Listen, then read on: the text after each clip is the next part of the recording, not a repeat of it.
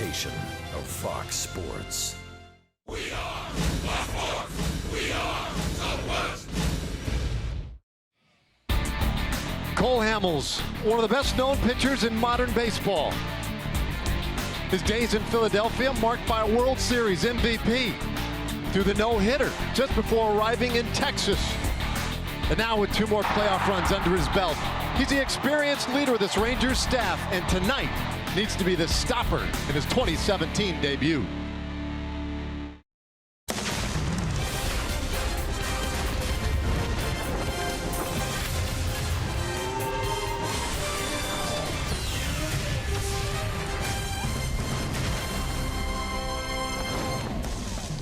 Welcome to Texas Rangers baseball, presented by AT&T. It is another perfect night for baseball in the Lone Star State. A little cooler tonight, but the fans are prepared and anxious to see a Rangers win. The boys in blue trying to salvage one tonight at the series finale with the Cleveland Indians here from Globe Life Park. Great to be with you tonight, everybody. Welcome into the booth. I'm Dave Raymond with CJ Nikowski. It is game 3 of this series. Rangers in desperate need of a win. Want to try and get one. Well, they go to an experienced guy tonight in Cole Hamels. Yeah, some good news here for Rangers fans. Not happy that the team is 0-2, but they have an ace in Cole Hamels going tonight. Yes, he is pitching game 3, but we know this about Cole Hamels. He has been an ace throughout his career, and this is exactly what the Rangers need right now as a starting pitcher to step up, stop the bleeding, and get this team their first win. You see what Cole Hamels has done throughout his career and where he ranks right now among active starters, one of the best the game has to offer. Yeah, and he has done extraordinarily well with the Rangers. Rangers have enjoyed plenty of success behind him.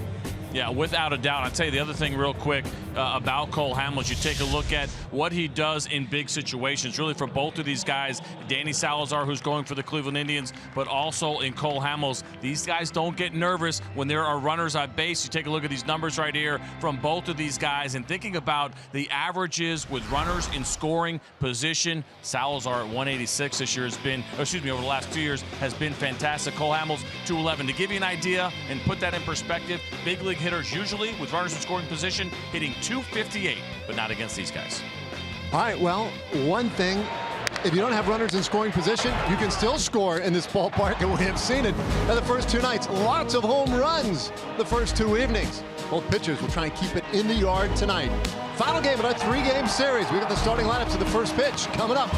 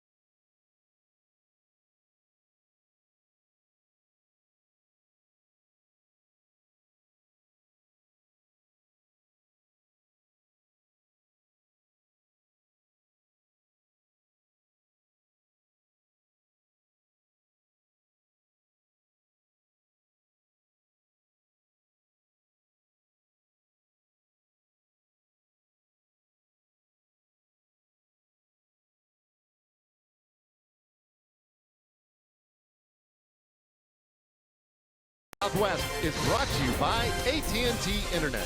Visit AT&T.com/keepcalm to learn more. By Budweiser, not backing down since 1876. This Bud's for you. And by Southwest, yes to low fares with nothing to hide. That's transparency. Well, almost ready to go. This is how I remember getting ready for games when I used to play, for crying out loud. That's how you do it. Splashing water on each other and some fun high fives, get the energy up. hasn't exactly started the way, like you said, the Rangers have wanted, but certainly the players seem to be in good spirits. All right, a little cooler tonight, as we mentioned. Temperatures in the upper 60s. Still plenty of wind tonight, as has been the case now all 3 nights as we check in for our first time tonight with Emily Jones.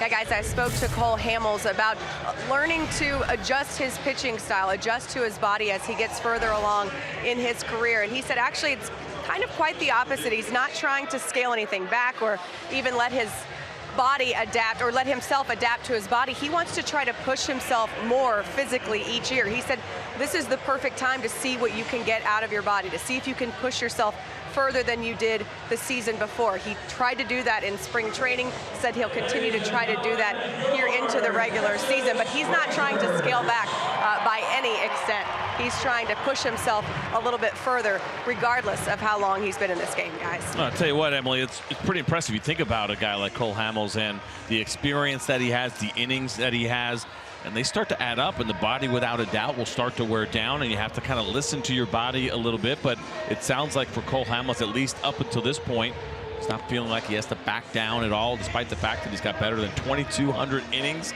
at the big league level, but still feels really good. You'll hear it. We heard Adrian Beltre talking about it, right? Changing that your workload in between what you're doing or working out, everything else that's going on as you try to take care of your body. But Cole Hamels sounds like he is still in incredible shape. And probably the big thing is he poised to give us another 200-plus inning season, something he's done so well over the course of his career. And that'll be a huge key to this season for both Cole Hamels and the Rangers. He has been a workhorse, 33 years old. Now let's take a look at the lineup he'll see tonight from the Cleveland Indians. And Cleveland off to a fantastic start at 2-0. And they will start it off as they have the previous 2 nights, with really the guy who has been the most difficult out. I feel like we haven't talked about him quite as much, but Carlos Santana has been the Rangers' killer in this series. 4 for 8 so far on that leadoff spot and acting as the DH. Yeah, Carlos Santana has been a thorn in the side already here for the Texas Rangers. We saw him jumping ship early with the leadoff home run a night ago, and he is our TXU Energy power player to watch. Carlos Santana. We'll see ultimately how Cole Hamels will work on handling him. Be somebody, one pitcher can shut down Carlos Santana. Yeah, there you go, the TXU Energy power player to watch. There's an idea. Well, this is really interesting to me. You look at how Carlos Santana over last season and a little bit of this season, how he's done against left-handed pitching. Fastball location. What are you going to see tonight? You're going to see Cole Hamels trying to paint down and away at 154, the batting average against. And every once in a while, probably up and in as well. Just 167 on fastballs from lefties for Carlos Santana. Well, that first fastball way up for ball 1. 68 degrees here at game time tonight. Finds corner, and the count is 1-1. Well, you see the numbers last year for Santana. A little below 260 overall, but great power numbers, and very intriguing leadoff guy. He has certainly fit the bill in this series. With the obviously 4 for 8 is going to do the job, but he's also drawn a couple of walks. Hasn't struck out. He's been on at a 600 clip in this series, but he's given him power up at the top as well. Hamels gets him to bang one down to third. Gallo is right there, and there is 1 out in tonight's game.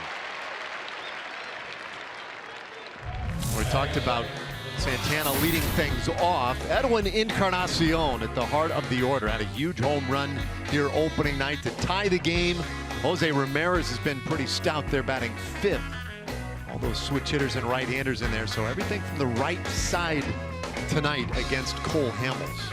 And that doesn't mean that it's necessarily an advantage for the Cleveland Indians. We just saw right there good fastball location and good use of the changeup from Cole Hamels. If he can own the outside part of the plate like we saw him do against Carlos Santana, these guys will be playing right into his hands. Numbers last year for Hamels: 15 wins, 5 losses, and once again over 200 innings pitched. Like clockwork with him. This is 12th year in the big leagues, and if you've been following the Rangers at all during the Cactus League season, and now the very early portion of the regular season, you've probably heard that Hamels has thrown 200 or more innings for 7 years in a row. Well, the reality is the year that preceded that streak, he threw 180 or 193 innings in that year, and the year prior to that 227. And none of that, we should point out, takes into account all those postseason innings he has thrown as well. So I mean, he has a lot of mileage on that left arm. He's been an absolute horse, and he really hasn't shown any signs of slowing down. I know there were some struggles last year toward the end of the year, but still physically, Cole Hamels is getting it done year in and year out. And it gets Lindor looking. Francisco Lindor down on strikes, 2 away.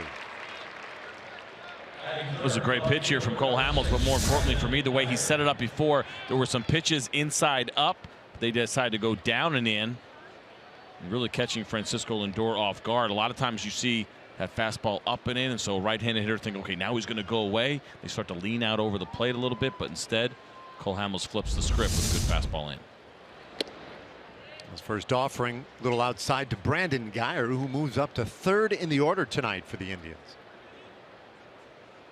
Guyer, whose specialty is hitting left-handed pitching. It's 2-0. Yesterday, Guyer got on the lineup, but was batting 6th. Had a hit his first time up, reached on an error his second time up.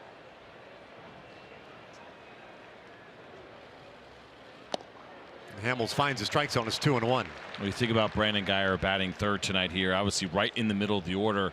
He has pounded lefties last year and a little bit of what we've seen this year so far. 333 batting average with 6 home runs against southpaws. Fouls this one off. Count 2-2.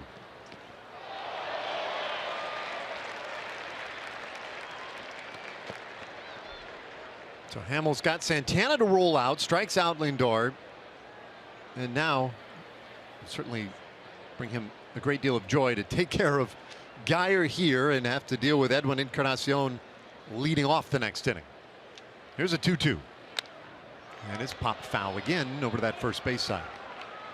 Let's take a look at the Rangers defense for tonight, delivered to you by the Texas Department of Transportation. A little bit of a change this evening. We see Nomar Mazara now in left field. Shin-Soo Choo getting his first opportunity in right field. And we've talked about this a lot already through the first 2 games. A lot of changes, not inconsistency, but just a lot of tools and options in that outfield for Jeff Bannister. Guyer looks this one into left field and ranging in to make the play. Nomar Mazara, and it completes a perfect top of the first inning. And now the Rangers come to bat.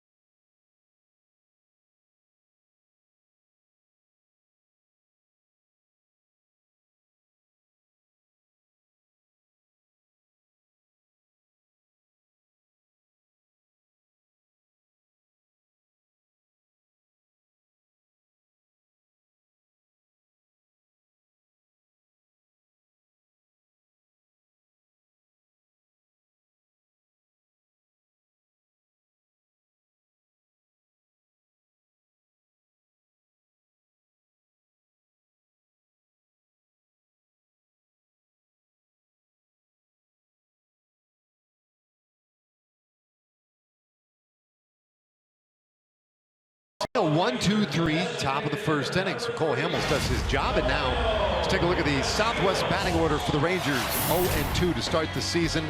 Delino DeShields in that leadoff spot.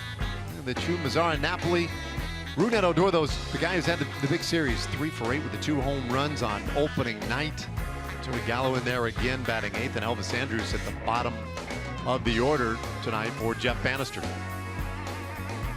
The other new thing there is Carlos Gomez bats 6th tonight, displaced from that leadoff spot by this man, Delino DeShields. It's good to see Delino getting his first start after the great spring. What was it, 13 for 13, right? Perfect on his 14 for 14 on his stolen bases. Just had a really strong spring, and I can imagine he's been pretty anxious to get his first start. Misses that fastball. The count 0-2, his first at bat of the regular season. We knew he would be in the lineup today. The question was, would he be in the outfield or not? And he strikes out on 3 pitches to start the bottom of the first.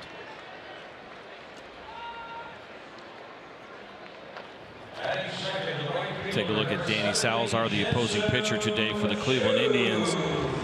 And he missed a little bit of time. That's why there's only those 25 starts. Was able to pitch a little bit in the postseason, but missed a significant amount of time. That's why the innings and the starts were down. But look at those strikeouts, very similar to Carlos Carrasco, who we saw last night, jumping out off the screen, 161 in those 137 in the 3rd innings. We saw the first one of the night.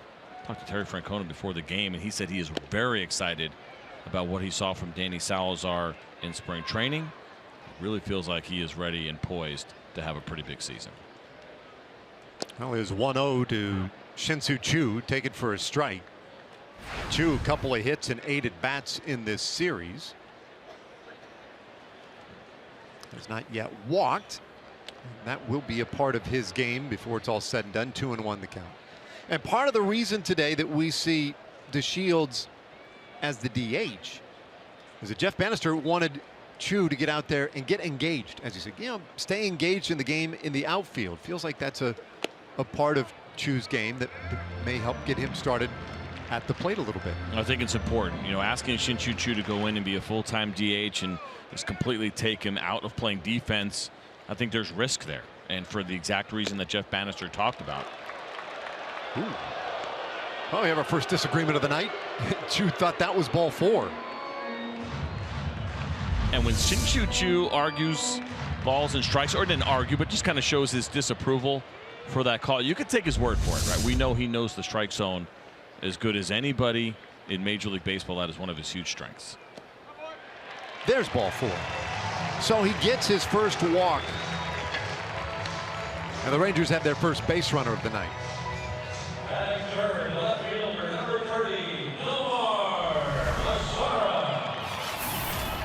Take a look now at the Indians defense here, what they'll be throwing out there tonight. We had talked about Brandon Guyer, of course, being in there against the lefty. Austin Jackson getting an opportunity as well. We saw him start last night. He will be in center, and the rookie Diaz at 3rd, and also Roberto Perez behind home plate, who became a big part of this team a year ago. He has been the backup, but when Yan Gomes went down, played a really big role in what they did in the postseason, and he is well known for his excellent receiving, much like Jonathan Lucroy, very good behind the plate and giving home plate umpires good looks at pitches. Stealing pitches, really. Well, yeah, that's a big part of the game. We've seen both backup catchers in this series, both recently signed contract extensions with their clubs. It tells you a little bit about the value of catching in this game. Mazara swings, hammers one out to right field. Almonte will look up, and it is gone. Another upper deck shot to right for the Rangers. Mazara's first of the year. And it's 2-0 Texas.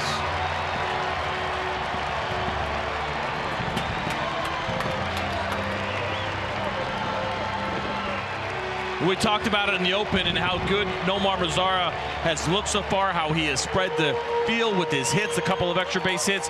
We hadn't seen the long ball yet in his first at bat. He answers that. Look at this, right over the heart of the plate and up, and he knew it right away. Now, the only person that might not be impressed with that home run is Joey Gallo, because Joey Gallo got him by about 10 more rows last night. But I think everybody else pretty impressed with what Nomar Mazara just did. I mean, you could say something to him right there. Like, hey, you get jammed a little bit on that one, or you not get your arms extended? Like, how come that didn't go as far as? Like, you see him shaking. He said, nope, not as far as mine. 0-2 now on Mike Napoli. Napoli 1 for 6 in the series with a big RBI double last night. That RBI double is, to this moment, the only run the Rangers have scored on anything other than a home run. Mike Napoli hit that ball about halfway up the wall too, and just a little bit more launch angle, and that's a home run. It would have been a different ball game last night, but good to see him get that first one and crush that pitch. Napoli goes down swinging.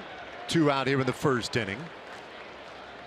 Danny Salazar with a couple of strikeouts already. He'll deal with Rougned Odor now.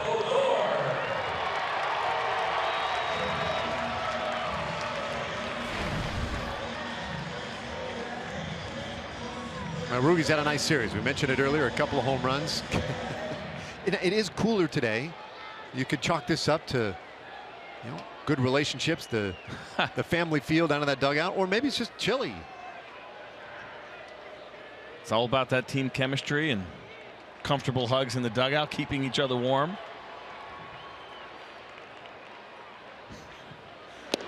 Elvis is a beach, man. There's a strike to Rougned Odor. Yep, there you see it. What Rougned did last year, and off to another great start this year in that respect. There's a home run ball just a moment ago from Nomar Mazara. There you go. You could almost see home plate from there. An incredible shot. It's been a lot of fun to watch what the Rangers have done, not just the home runs. Carlos Gomez, the 461-foot home run that we saw in the diamond level, and then Joey Gallo, of course, as deep as he went. Nomar Mazara. I mean, not just home runs, but fun home runs to watch that are just absolute bombs.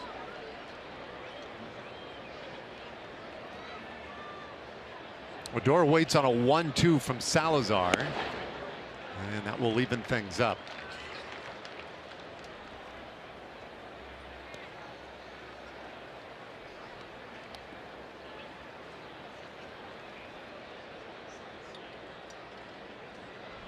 Base is empty for Rugi, and the 2-2, that one right in there.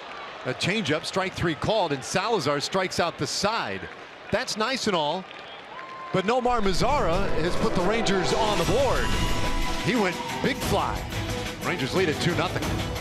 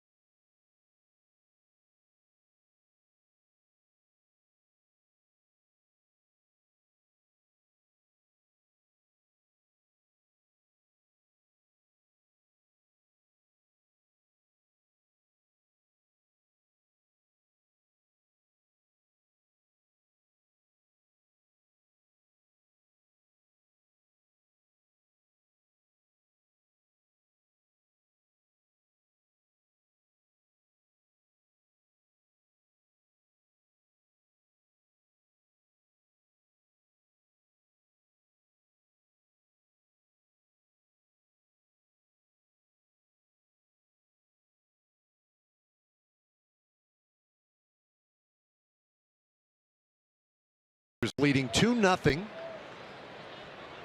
Nomar Mazara with the 2-run shot in the bottom of the first. And Cole Hamels After a 1-2-3 top of the first, goes to work against Edwin Encarnacion. All right, our Kubota Power Stats brought to you by Kubota. 4th highest swing and miss percentage in the American League last year for Cole Hamels. A lot of that for Cole Hamels. His ability to get those swings and misses, setting up the fastball, getting guys to chase. That changeup down and away, especially right-handed hitters. You see it right there. And you see a swing and a miss right on cue. Yeah. Put that stat up there again. I think he knew. He was part of our production meeting, right? He snuck in. He knew, like, I got it. Encarnacion, 3rd pitch of the at-bat. I'm in. This one fouled off. The count stays 1-2 on Encarnacion. And he would figure to be, if you were to come into this game not knowing a whole lot, pick up the lineup card, look at it and say, okay, he's probably the guy you circle on the lineup card. You got to be worried about this big fella right here. 30 home runs the last 5 years. 2-2 the count.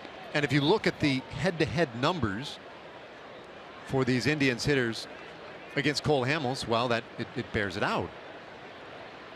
Encarnacion 7 for 20 against Hamels with a couple of home runs. 2-2. Got him swinging.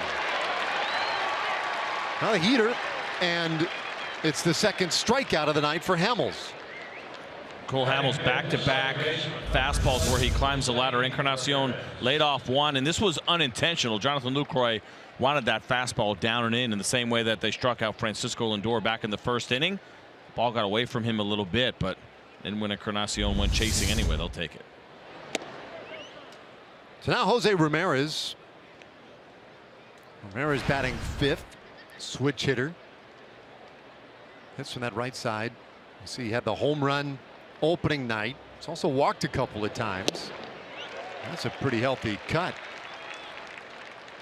You should watch Jonathan Lucroy as he sets up for pitches. These last couple especially really gets down nice and low. Pitchers love that, especially when you're a fastball changeup guy and you know you're trying to keep the ball below the zone. Look where his glove is and how close it is to the ground, but also how still it is too. That's another big thing. We know Jonathan Lucroy is solid behind the plate. We know how good he is receiving, throwing, everything else that he does so well, but also the setups as well. Very impressive to watch. Right at the knees, glove is not moving a lot, gives his pitcher a target to look at for a while. Some guys, that glove will move too much. They'll be a little bit late getting it up, but not Jonathan Lucroy as he calls for this fastball in. 1-2 pitch, and that one lined up the middle and caught by Odor. 2 away. Good positioning. Had Odor shaded up the middle, and he's able to take one away from Jose Ramirez. Well, it is all about that positioning and knowing what pitch the pitcher is getting ready to throw. Cole Hamels looked like he hit his spot right here, so it looked like a pretty good pitch. So credit Jose Ramirez for getting the barrel to the ball, but he got a man there. Odor got all the attention opening night for the 2 home runs, but he's made some real nice defensive plays in this series. And there's a strike to the rookie Yandy Diaz. He's played a nice second base these first couple of days. Hamels with some pretty good tempo in these early innings and pumps in another one. It's 0-2.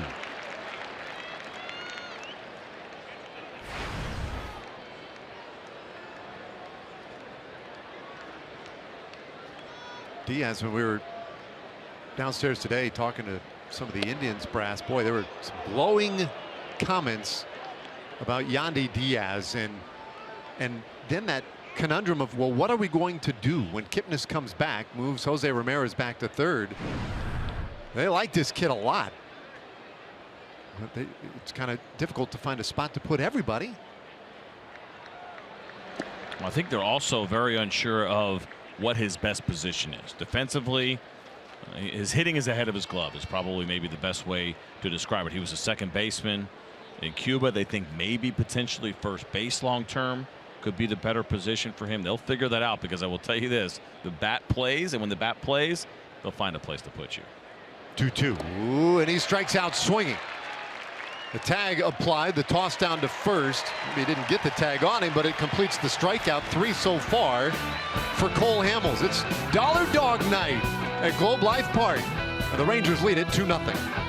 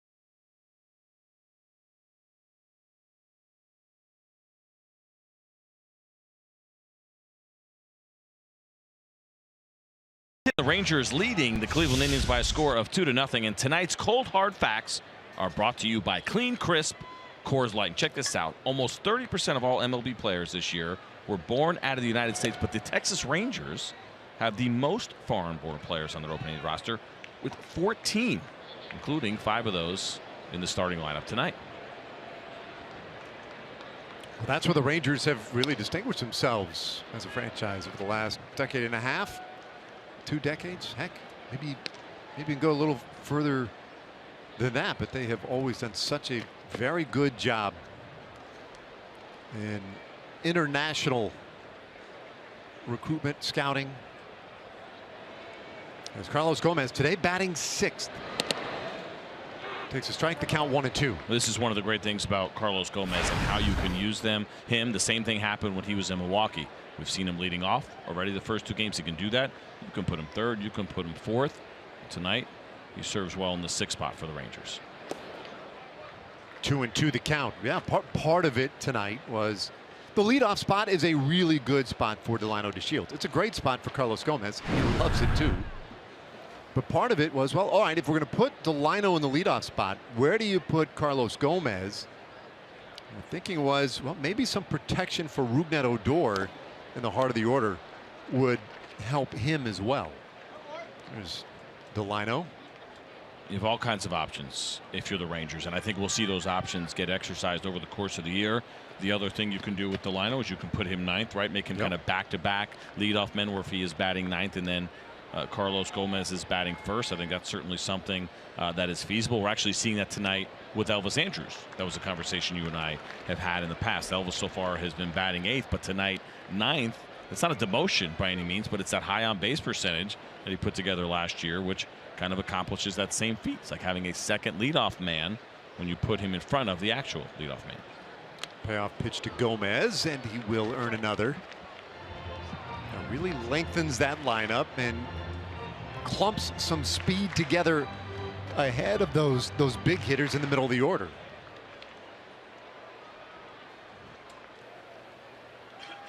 So here again, we've seen this several times with Carlos Gomez. This is now, as of this moment, an 8-pitch at bat, and he earns a walk.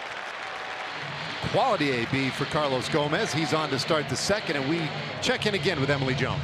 Well, just to follow up a little bit about what you guys were talking about, guys moving up and down in the lineup. I spoke with Elvis about it before today's game. He said, look, we've learned over the last couple of years with Jeff Bannister and the way that this coaching staff does things that we have to be ready to adjust. And it's not our job to expect to be in the same position in the lineup every day. It's our job to perform based on where we are in that lineup and what the game calls us to do. So nobody in that clubhouse is expecting to be in the same spot every day.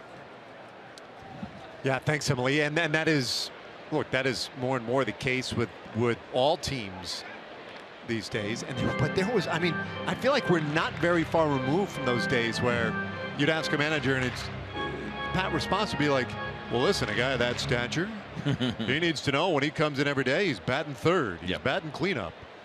But those days are gone. They are, and it's really important, like Emily was just saying, that the guys are on board with it. I think that's a big sales pitch, but also a big key to making something like that work.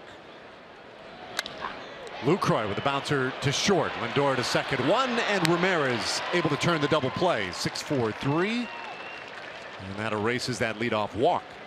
Especially for young players, right? When they first get to the big leagues, that's a conversation with them a lot of times is, okay, you want to get them consistent at bats. That's number one, and any really goes for any player. But the other thing is, it is kind of nice, or it used to be thought that way, that you know what, you're batting 6th, you're batting 7th, whatever it is, and you're kind of doing that consistently, and you can come in and you're not guessing and wondering, okay, am I hitting leadoff today? Am I hitting 9th? Do I need to change my approach? And it's kind of out the window. I think organizations just want you to be the hitter that you are, regardless of where you're hitting in the lineup. And there's your 9th place hitter tonight. And he has handled it very well as Joey Gallo finds himself in a hole here, 0-2. Gallo, couple of hits yesterday, 2 for 7, the massive home run. He's also walked in this series. And that's been the part of the game that we've really seen the dramatic change one year to the next. He has become a more selective hitter. started after it, but holds up. 2-2.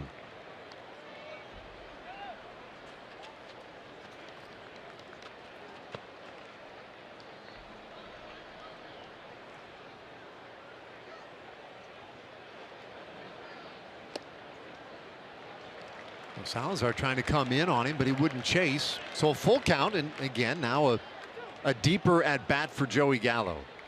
Interesting too, because that was a changeup at 87 miles an hour, but actually cut in toward the bat of Joey Gallo. I'm pretty sure that was unintentional by Salazar. 3-2, and he got him swinging. So 4 strikeouts in the early innings for Danny Salazar, but the Rangers working with a 2-0 lead.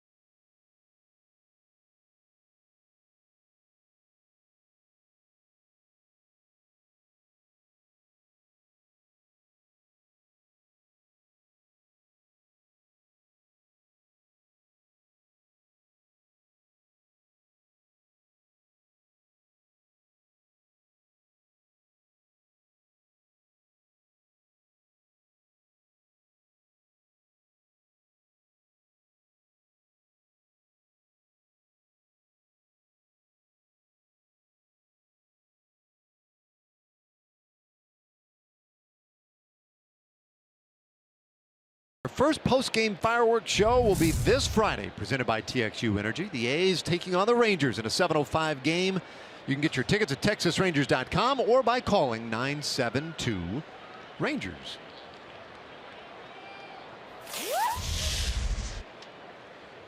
Cole Hamels now getting ready to start his 3rd inning of work. We'll see 3 right-handed hitters, and digging into some of the work that he did a year ago, which was a pretty strong year from him. The curveball, as much as the fastball and changeup, has been pretty effective for Cole Hamels against the Reds.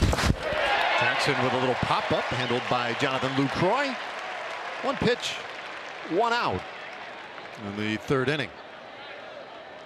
Jonathan Lucroy made this look a lot easier than it was. Off the bat, I thought that ball was heading for the stands as he made his way over. It's just so tricky because as a catcher, you're popping up, got a kind of a weird angle on the ball. You're going toward that fence and you're trying to be able to time it or slow yourself down.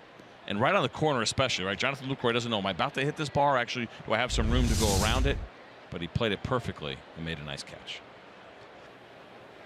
So 1 quick out. And now Roberto Perez.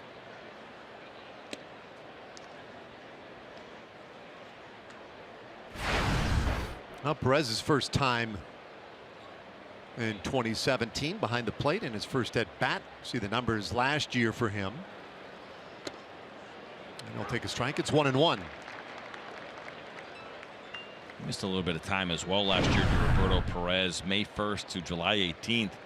He had right thumb surgery. So between him and Yan Gomes, the Cleveland Indians were really battling to keep their catchers healthy and on the field. But when he was there, I mentioned how good he is at receiving and how much they love his defense. But he came up big for a guy that is not known for the big bat. Roberto Perez had a night to remember. Game 1 of the World Series when he hit 2 home runs. Bounces this one right to Elvis Andrus. And with plenty of time. And the first 8 in this game been retired as we check in with John Radigan on our first Chevy game break.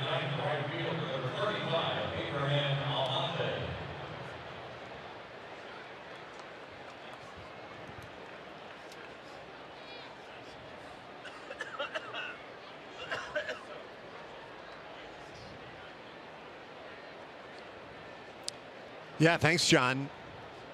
Here we are now with the first series of the season around Major League Baseball.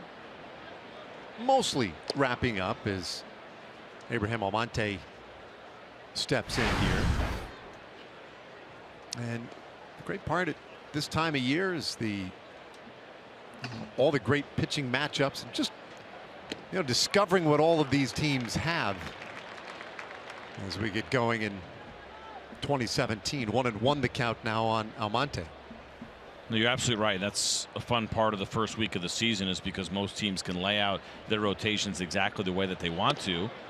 So we get a lot of really good matchups. Or we had, of course, that Yu Darvish, Corey Kluber matchup. That was a good one. This is a very good one tonight with Cole Hamels and Danny Salazar. Two of the stronger starting pitchers in the American League. Obviously, Cole's been doing it for a long time. Danny Salazar just a couple of years into his career. Well, another strikeout for Cole Hamels. Needs just 9 pitches to get through the third. 3 strikeouts for him, and after 2.5, Rangers leading it 2-0. Cole Hamels.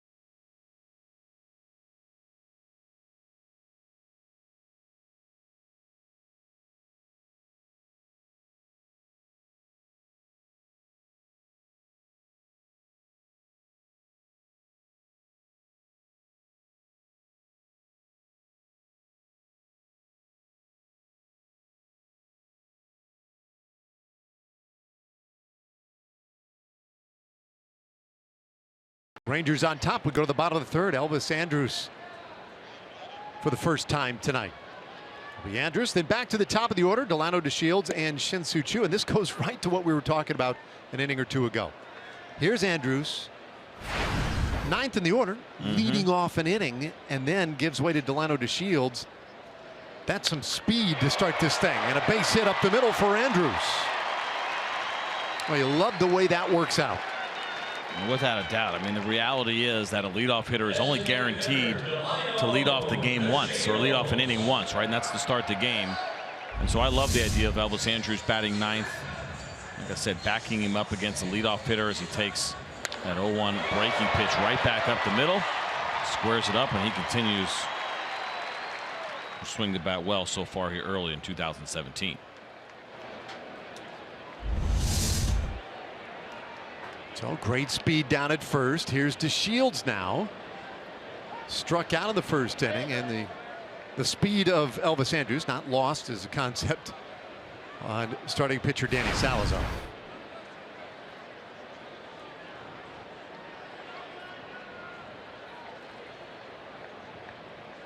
A modest lead at the moment for Elvis. And DeShields bunting. Right over to the third base side. Play made by Diaz, and they get Delano, but Andrus now out there in scoring position. Well, I love the idea here of Delano DeShields trying to bunt for a base hit. This isn't a sacrifice, but also testing Diaz. We've talked about him. We know he can hit. The Indians are not quite sure about his defense, especially his throwing. So Delino putting a little bit of pressure on him, forcing him to make a good play. He ends up being out just by about a step and a half. So now I know what you're saying. Mm-hmm. But when you're Delino, that is the advantage of trying to bunt for a hit there, is he still gets credit tonight for a sacrifice. In this case, they scored it a sacrifice. Without a doubt. I think that he's thinking base hit is the idea. Bunt for a base hit, which I like that idea in that situation. Why not? Worst case scenario, if you get it down, it turns into an accidental sacrifice. You got a runner at second base with 1 out. Now Chu. And he takes ball 1. And I think it's important to test Diaz based on what we know about him. Make him make the play. If what we're hearing is true, well, make him prove otherwise. And Delino DeShields bunting is the perfect guy to test him. And it was interesting too on that play because look, he made it. Great. But there was a moment of miscommunication or hesitancy there on both his part and Danny Salazar's part. And for just a moment, if you were an Indians fan, you're probably holding your breath thinking, oh, because that one looked like it might be just confusing enough. Sure. I mean, again, Diaz, of course, now filling in. So him and Carlos Carrasco haven't played together very much. And you can do PFPs all day long in spring training. But, you know, when the big lights are on and it actually matters and heart rates are going a little bit faster, yeah, there's an opportunity for a lack of communication, and we almost saw it there.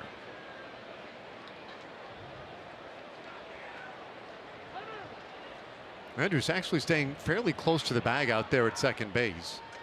The infield is shaded in such a way they're playing Chu to pull the ball, and the byproduct of that is Lindor's right by the second base bag, which can be kind of helpful in these spots too.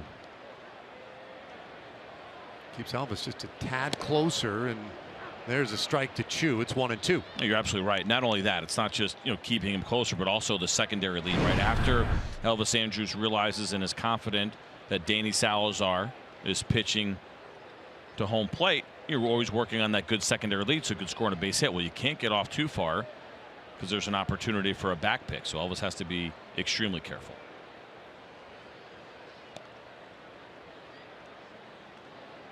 Now Salazar gives him a good look. Chu fouls him off. Stays 1-2. Well, the Rangers in this series with runners in scoring position, they have gone 2 for 11. And if they're going to win a lot of games this summer, that's a number that we'll need to improve.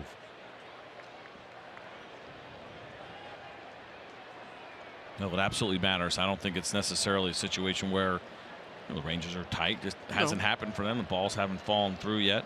But like you said, over time, the way this club swings the bats, that number will dramatically improve. Of course, if you just keep hitting home runs, it's an easy way to do it. Then it won't matter a whole lot either. Here's a guy who did it already tonight. A big boy blast back in the first inning for Nomar Mazara. Good at bat going for Shin-Soo Choo. Trying to get Andrus to the plate. The 2-2 pitch, and this one sent up the middle. Right there on top of it, though, is Lindor, and they retire Choo. Andrus gets to third, but they're 2 away. Well, so Nomar Mazara now comes back up. Let's take a look at our AT&T high-speed replay. And it was a big bomb by Nomar Mazara. His first of the year. He knew it as soon as he hit it. As he's skipping out of the box. About 8 or 9 rows deep there up in the second level. Big home run, a great way. And a good time for Nomar Mazara to get that first one to give Cole Hamels a 2-0 lead. Easy little conference here now. Danny Salazar and Roberto Perez. A little conversation with his pitching coach. Mickey Callaway used to be a former Ranger farmhand. I played with actually Mickey when we were both together in this organization. He's done an excellent job since taking over here the last couple of years with Terry Francona as their pitching coach. But now the conversation right there, and for me, we're always guessing, but kind of have an idea of what they may be talking about. Okay, they know what happened last time with Nomar Mazara, so they'll review that. But the other thing is also maybe being careful if they feel like for Danny Salazar he's a better matchup against Mike Napoli, who's up next. And maybe just a little bit careful here with Nomar Mazara. Well, misses wildly in with ball 1. They can see, where do you throw him a fastball? You better really find the right spot. down and away, up and in against right-handed pitchers, and that's not a surprise. Or we saw Carlos Santana versus lefties, which was completely the opposite. It is kind of pitching 101, where you want to get that fastball down and away, and then if you're going to throw it in, make sure you throw it up to try to get under a hitter's hands. 1-1 the count to Mazara. Look, the Indians haven't had a lot of success slowing him down in this series. 5 for 9. 2 doubles, a home run. Andrews well off that line, or rather bag down there at third. I don't want to cut Mickey Callaway short either, by the way. Not just a farmhand. He did play in the big leagues here with the Texas Rangers back in 2003 and 2004. Pitched 10 games over that time, made 6 starts.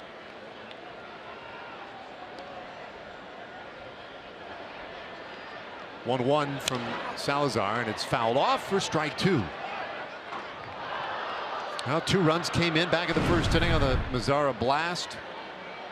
And a chance to convert another one here. You see what a big year last year for Nomar Mazara. Came up at 20 years old, ended up leading All-American League rookie in hits, the 20 home runs. And just a countenance and a style that absolutely belies his age. 1-2 pitch.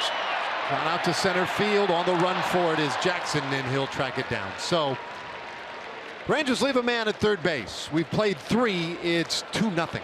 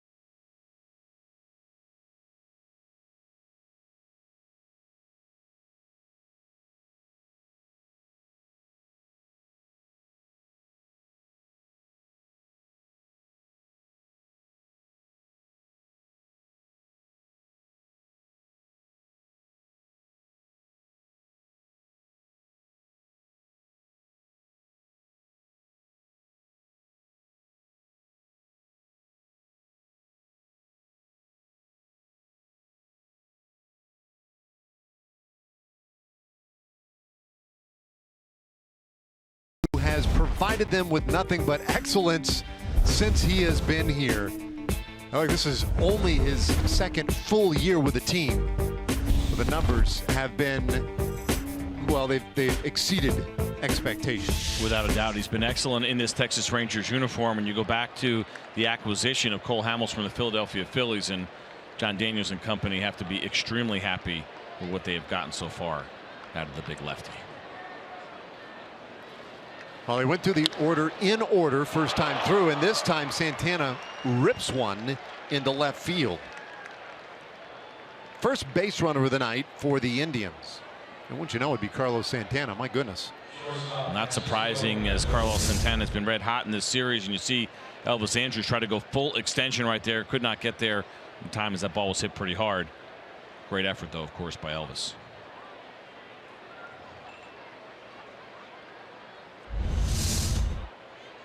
So Hamels for the first time tonight from the stretch. And he gets Lindor to wave right through it. So I was listening a little bit to the pregame show tonight. And I thought Pudge made a really interesting point. He said with Delano DeShields, he's like, we need to go back and research now the history of the DH. Has there ever been a faster DH than Delano DeShields? And Pudge suggesting probably not, probably never. You think Ricky had to have some DH time in him, right? Well, he might have. 1 strike pitch to Lindor. And this one hit well out to left field. Mazara going back, and he'll leap, but that one off his glove. Santana had to stop at second base. And the first 2 men on here in the 4th inning.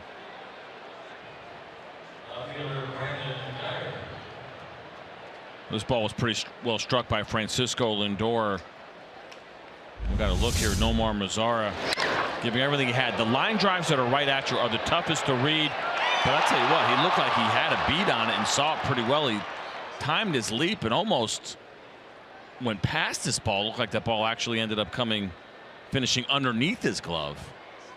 Yeah, it looked like it got him on the thumb, inside of the thumb. Might have got caught in between a little bit. And of course, it'll go down as a base hit. And the reason that is because he left his feet. And for me, it's a golden rule. You almost see it across the board, whether you dive, whether you jump. If your feet are not on the ground when you miss a ball, it's always going to go down as a base hit. Well, I am ashamed of you, and I'm really worried about you. You're a former pitcher, man. That's an error. I'm speaking the truth. That went down as a hit, though. They didn't call it. I know. Listen, if your feet are in the air, I've seen it, man. I've seen it enough times. I've been frustrated by it on the other end as well, and you're kind of hoping to get a call that goes your way. If your feet are in the air, they will never call an error on it. Never. That's a catch that's got to be made. I pop up on the infield. It should be an infield fly. There's the signal, and it is the infield fly. Lindor will get credit for the putout. Hey fans, make sure you head out to the ballpark this Saturday when the first 15,000 fans 14 and older will take home a TXU Energy Rangers lightweight jacket. Enjoy spring baseball in style as the Rangers take on the Oakland Athletics. Get your tickets for April 8th at TexasRangers.com or by calling 972-RANGERS. I said it was a little chilly earlier tonight. Yeah, folks are wrapped up. So you got to take advantage of it while you can, right? You got the great Texas Rangers gear. You got the sweatshirts. You got the jackets. Right. I mean, you can only use them so. No doubt. Small window here in Arlington to wear those jackets. Yeah, trot those babies out. Well, here's Edwin Encarnacion, and this is not how you would lay out the plan. You don't want him up there with men on base, and he's got 2 out there at the moment. Hamill struck him out in the 2nd inning. And it is 1-1. Well, it is a beautiful night, albeit a bit cooler here. Dave Raymond, C.J. Nikowski, Emily Jones.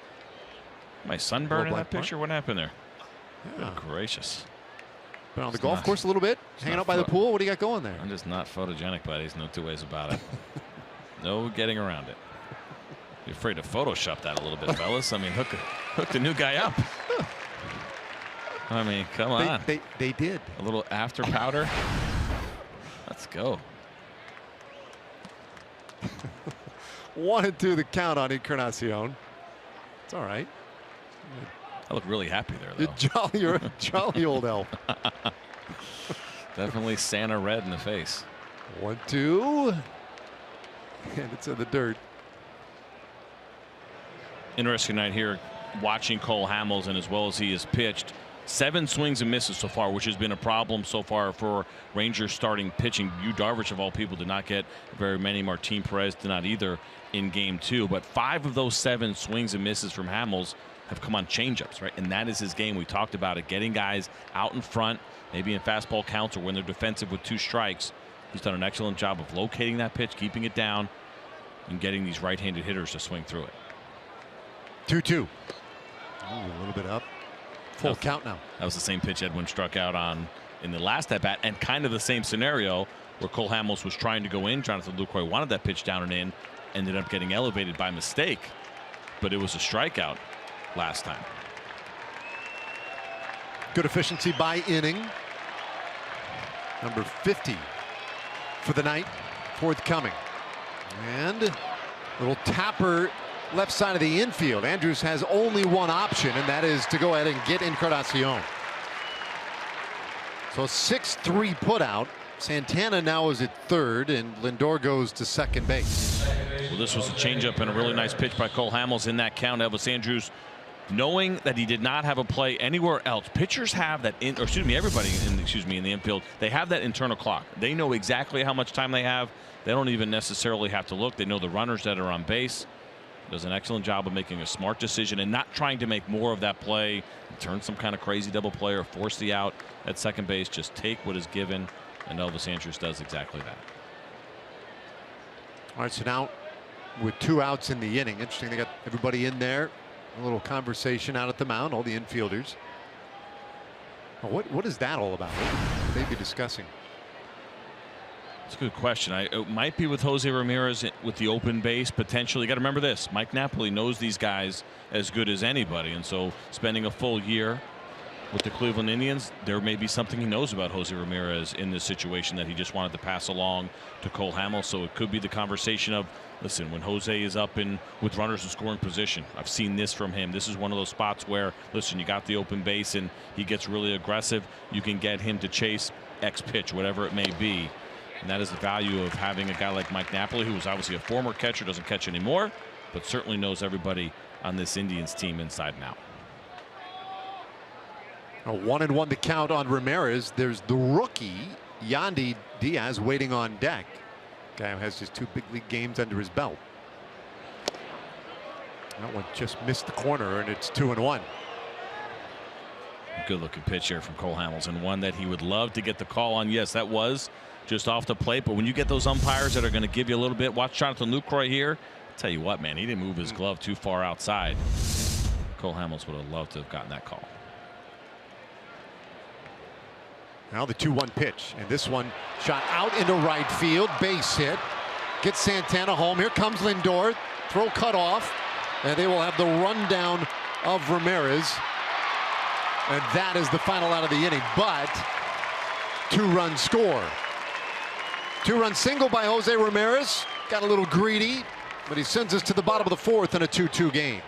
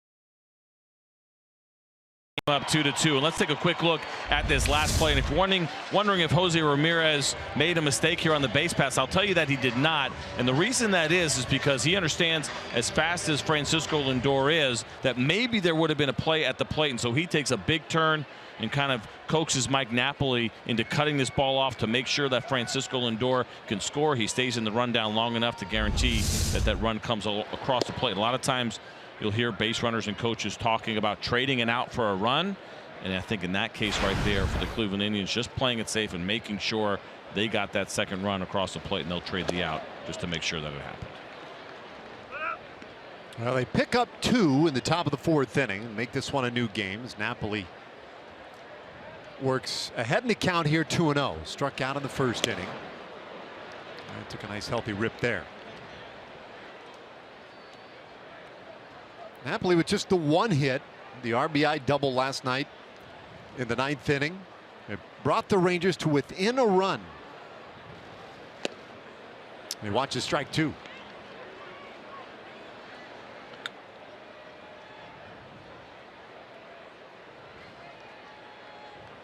Today batting cleanup.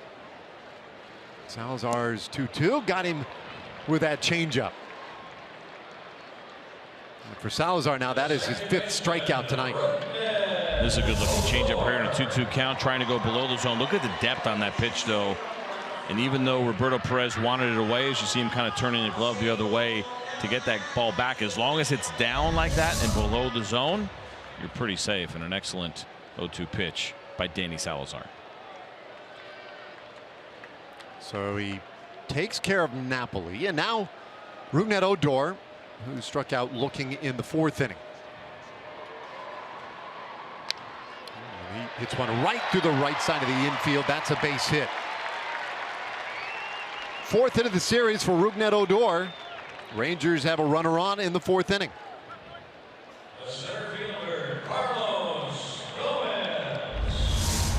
Rougned Odor is not going to wait around right now as he takes that first pitch off speed and goes hacking right away. He sees what Danny Salazar is doing, and when he gets 2 strikes, he is finishing off hitters the way that he has Mike Napoli twice already tonight. Rougned Odor in his first at bat, he's hunting for a strike early, regardless of whether it's a fastball or an off-speed pitch, and does a nice job on that base hit.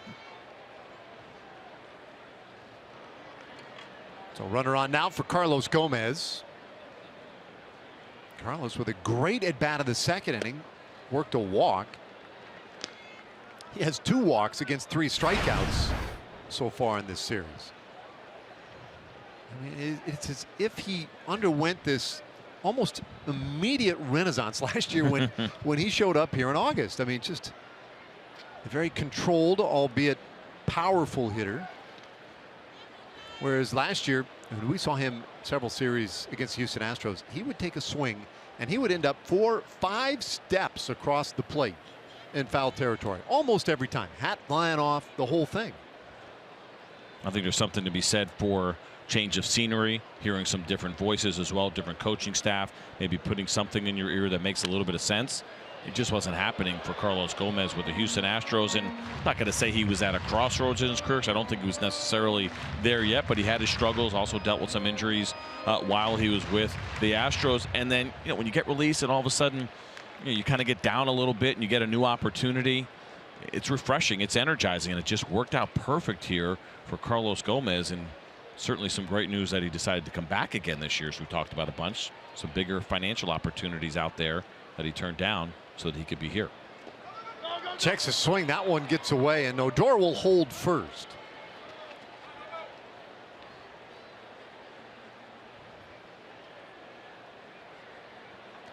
But Gomez, the one thing he has talked about a lot too, he sings the praises of Anthony Iapoce and Justin Mayshore and everything they have done for him. Mayshore spent time with him down in the Dominican this last offseason. Talked to him a lot about keeping his weight back. Feels like he's letting the ball travel a little bit more and just staying on it. You know, able to stay right on the ball every time, and a little more controlled swing as a result. And did he go around? No. Well, I think that speaks to what you were just saying a little bit earlier when you saw him in that Astro uniform and taking those big hacks and seeming like he was not under control and the balance wasn't quite there. And you know, all it takes, like I said, it's just that one coach that says the right thing, that just clicks and kind of makes sense and gets you right back on track. And I think what happens as well, what we saw with Carlos, when you do get that coach, you become very loyal to that guy, and you're very appreciative of what he has shown you. And I think that has a lot to do with the fact of why he's wearing this uniform again. Swings 3-1, but misses the throw down to second. They get Odor. Second out of the inning. 2-4 caught stealing, and it just didn't look like Rougned got a real good jump on Salazar. No, he didn't. And Danny Salazar somewhat quick to the plate here, but the big difference is the high fastball, which is much easier to handle for a catcher, if he's going to ask you for any pitch, he's going to ask for the high fastball. Now, I don't think that was a hit and run. Now, we saw him peeking in early on right away the whole time, which sometimes would indicate that it might be. When you're stealing a base, you're usually going to peek in a little bit later than that. So the fact that Lindor was looking in that early might have been that it was a hit and run, but 3-1 count. I don't want Carlos Gomez swinging at a pitch that he doesn't like. So I don't know if there was a missed sign or if it was just a straight steal and Odor was looking in a little bit longer than maybe your normal base runner would. So full count. Gomez still battling, and he chases strike 3. Good heater from Salazar, racks up another strikeout, and we're through 4 tonight. These two teams tied at 2. Salazar going to his weapon all night tonight, and that's been McKay.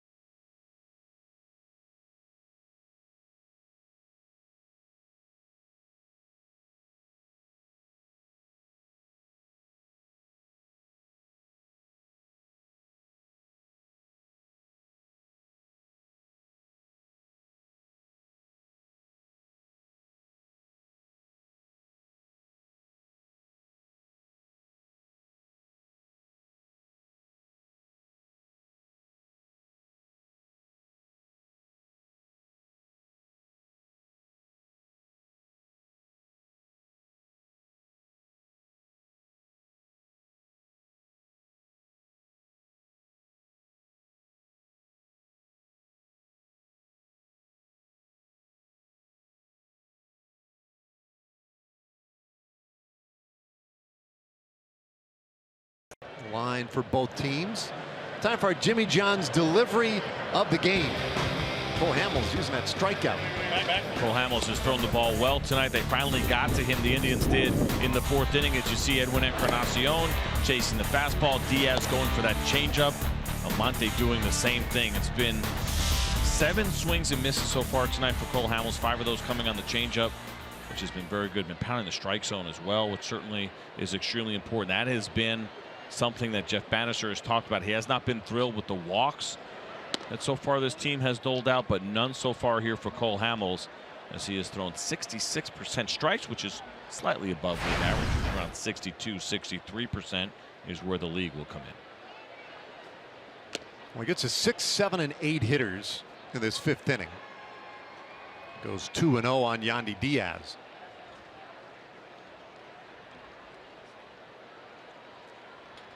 Diaz struck out in the 2nd inning. And he hits one sharply up the middle. That's a base hit. So the Indians have their lead man on in the 5th inning. They did not get a runner on at all in the first 3 innings. They got 3 hits in the 4th. Now this single, so that's 2nd time through the order. They are 4 for 6 against Hamels. And I tell you what, too, they've hit some good pitches, and that was a 2-0 fastball that caught a lot of the play. Cole Hamels is going to go right at Yandy Diaz in that situation, make him earn it. He did. But even going back to the at-bat before that, that finished off the 4th inning. It's actually a really good pitch to Jose Ramirez, I thought. We saw the fastball before that just missed maybe an inch or 2 off the plate. The next one was right on the corner. So I think we're seeing some of these guys get a little bit more comfortable out over the plate. Would not surprise me at all. That one gets away from Napoli. Diaz racing to 2nd, but he'll hold. Those two guys tangled up by first base.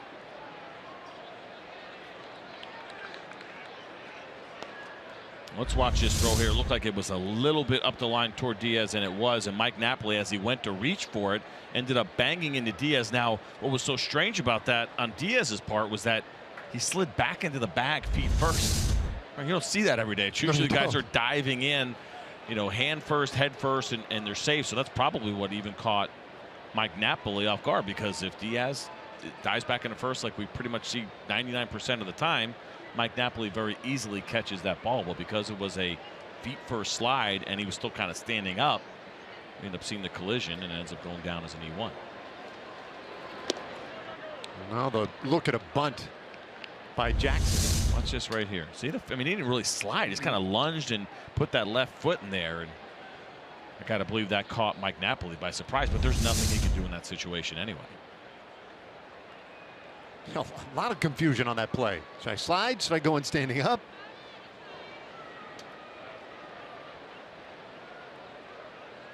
The 1-0, bounce up the middle again. Odor with the backhand. And there's your first out of the inning. Diaz, though, over to third.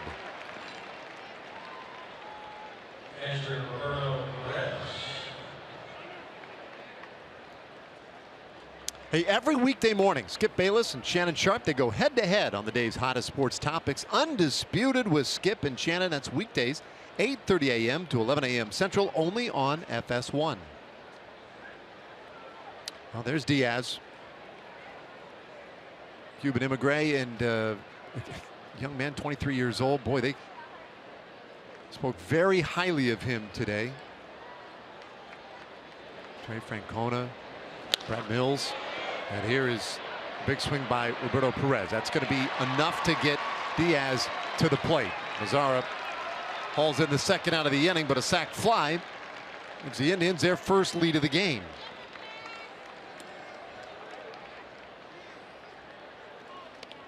The Rangers had brought the infield in with the idea of hoping to cut that run off if the ball was on the ground. Roberto Perez knew that, and first pitch that he saw that he felt like he could get under, he went hacking, and it was a lazy fly ball, but in a situation where you have a runner at third base, it ends up turning into a run producing out.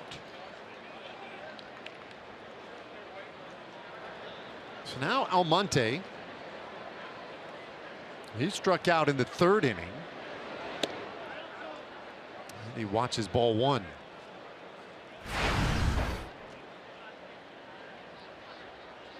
He's been a very productive part of the program for Cleveland in this series. The bottom couple spots in the order have been really tough on the Rangers. Yeah, even just a moment ago there, Roberto Perez getting an RBI out of the 8-hole. And that's been a big story in this thing.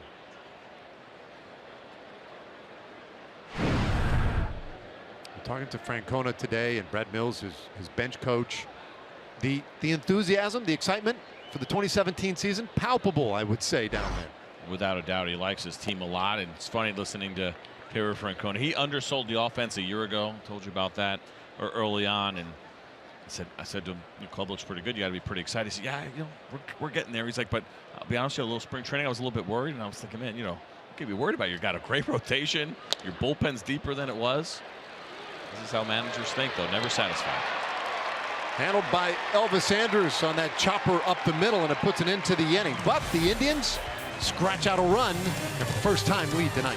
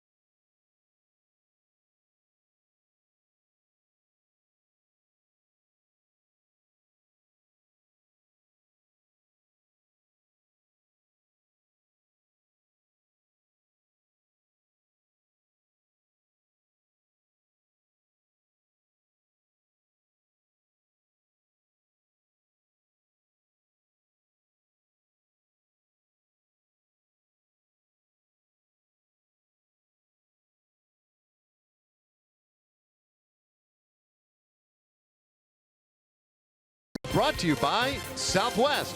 Yes to low fares with nothing to hide. That's transparency. And by Texas Ford. Visit your local Texas Ford dealer. Ford is the best in Texas. One-run game. Bottom of the 5th inning.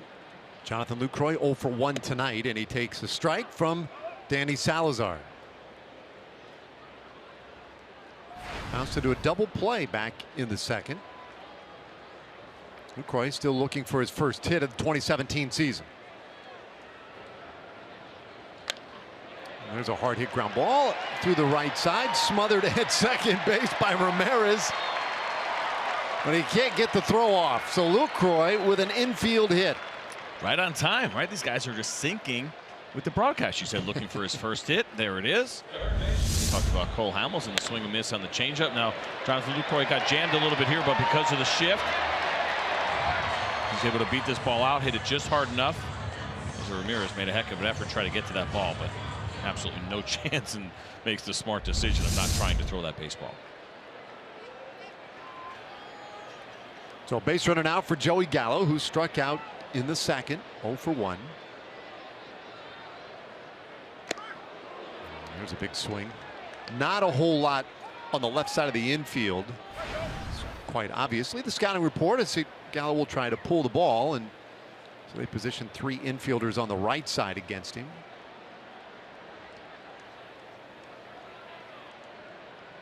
It really is amazing when you see those shifts and how much room is on the left side. And then to see right here, looking for a pitch away, and it was a fastball as well. That's always the thing that kind of gets me, right? I mean, look where Diaz is walking right now and how much room is over there, but yet they want a fastball away.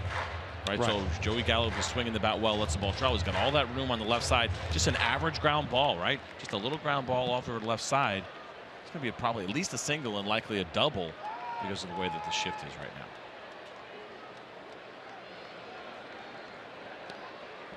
Lucroy, not a huge lead at first, and the 1-1 pitch way in. 2-1 on Gallo. But I will tell you this now, Joey Gallo for me has kind of spoiled us because of what he did last night. Yeah. I kind of want to see it every time. Like, I'm kind of anticipating, like, man, that was awesome. Get in line, Entertain partner. us again.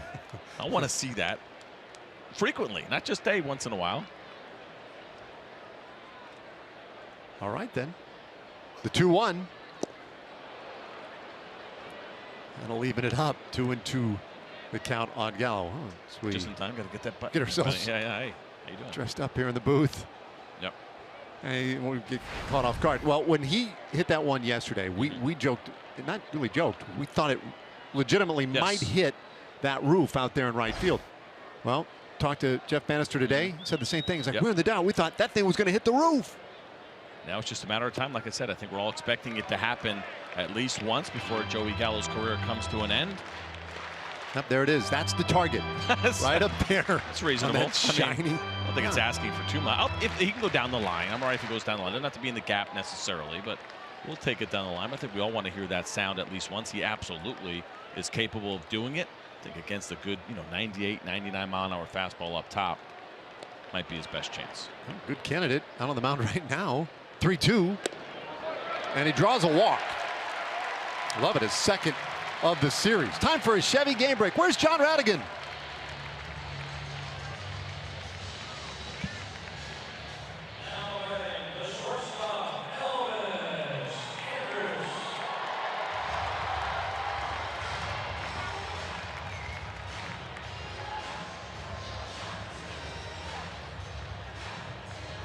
Wow, yeah. Thanks, John. That Jameson Taillon, special arm out of the Woodlands High School, north of Houston. How about Big Bartolo? 6 innings, 6 Ks. It's a new incredible. uni. It puts all of us in our 40s to shame. Bartolo and I are right around the same age, and career started around the same time. I feel like I haven't played a decade, and this guy is still getting it done. It's unbelievable. Just refuses to give in, and what's probably the most fascinating part about him is he does it with all fastballs. It's over 80% fastballs that he throws. Andrews pops this one up, heading into the seats. Strike one. Whoa. Made the catch, caught a seat. Elvis add a hit in the 3rd inning. In fact, he's now 3 for 7 in this series. And starting 2017, a lot like he finished 2016. What a year it was.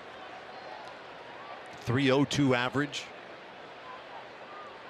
And what none of us realized was that he played the better part of last year with that sports hernia. You just got to wonder if there's any part of the Rangers here that might be thinking sack bunt. If that were the case, I saw Elvis Andrus looking down and getting the signs at length before he stepped in the box. If it is the case, this would be a hard bunt to 3rd base.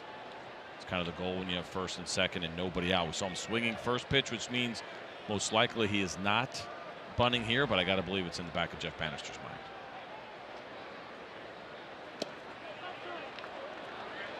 Just a little bit outside, and the count 1-1. No indication there.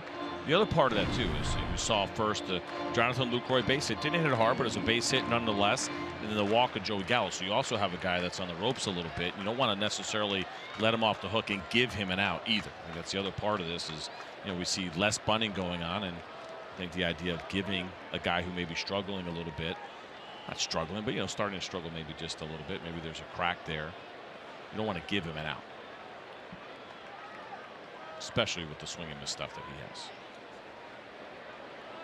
Infield hit for Lucroy, a walk to Gallo, and here comes Roberto Perez.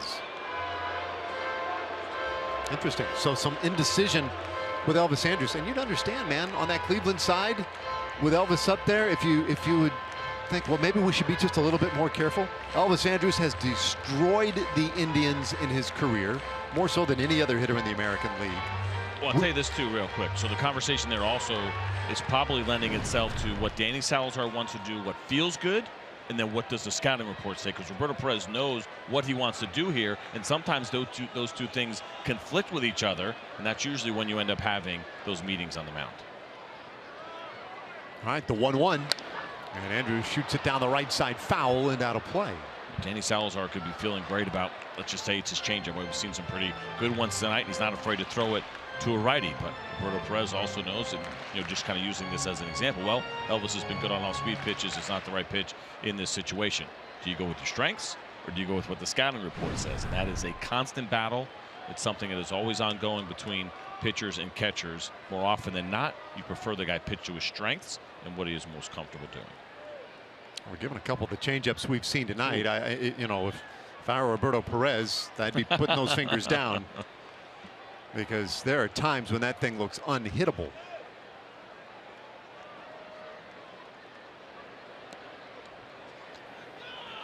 First and second for Andrews. So the pitch. We'll do it again. There it was right there.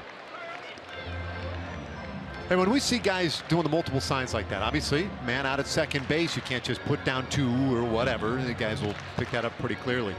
I know there are a lot of different tricks. Are you good at picking out what might actually be going on here? You usually just have to see probably about 3 or 4 pitches throughout one at bat to get a pretty good idea.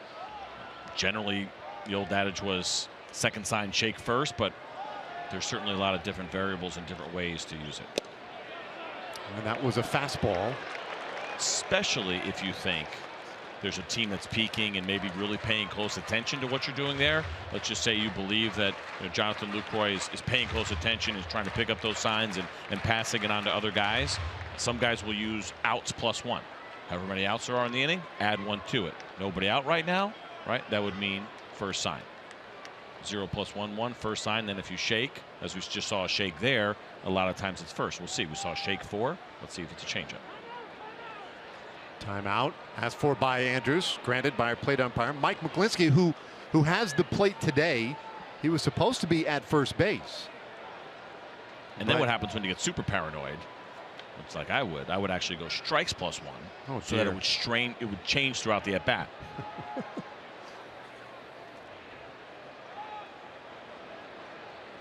2-2 pitch, and that one fouled off.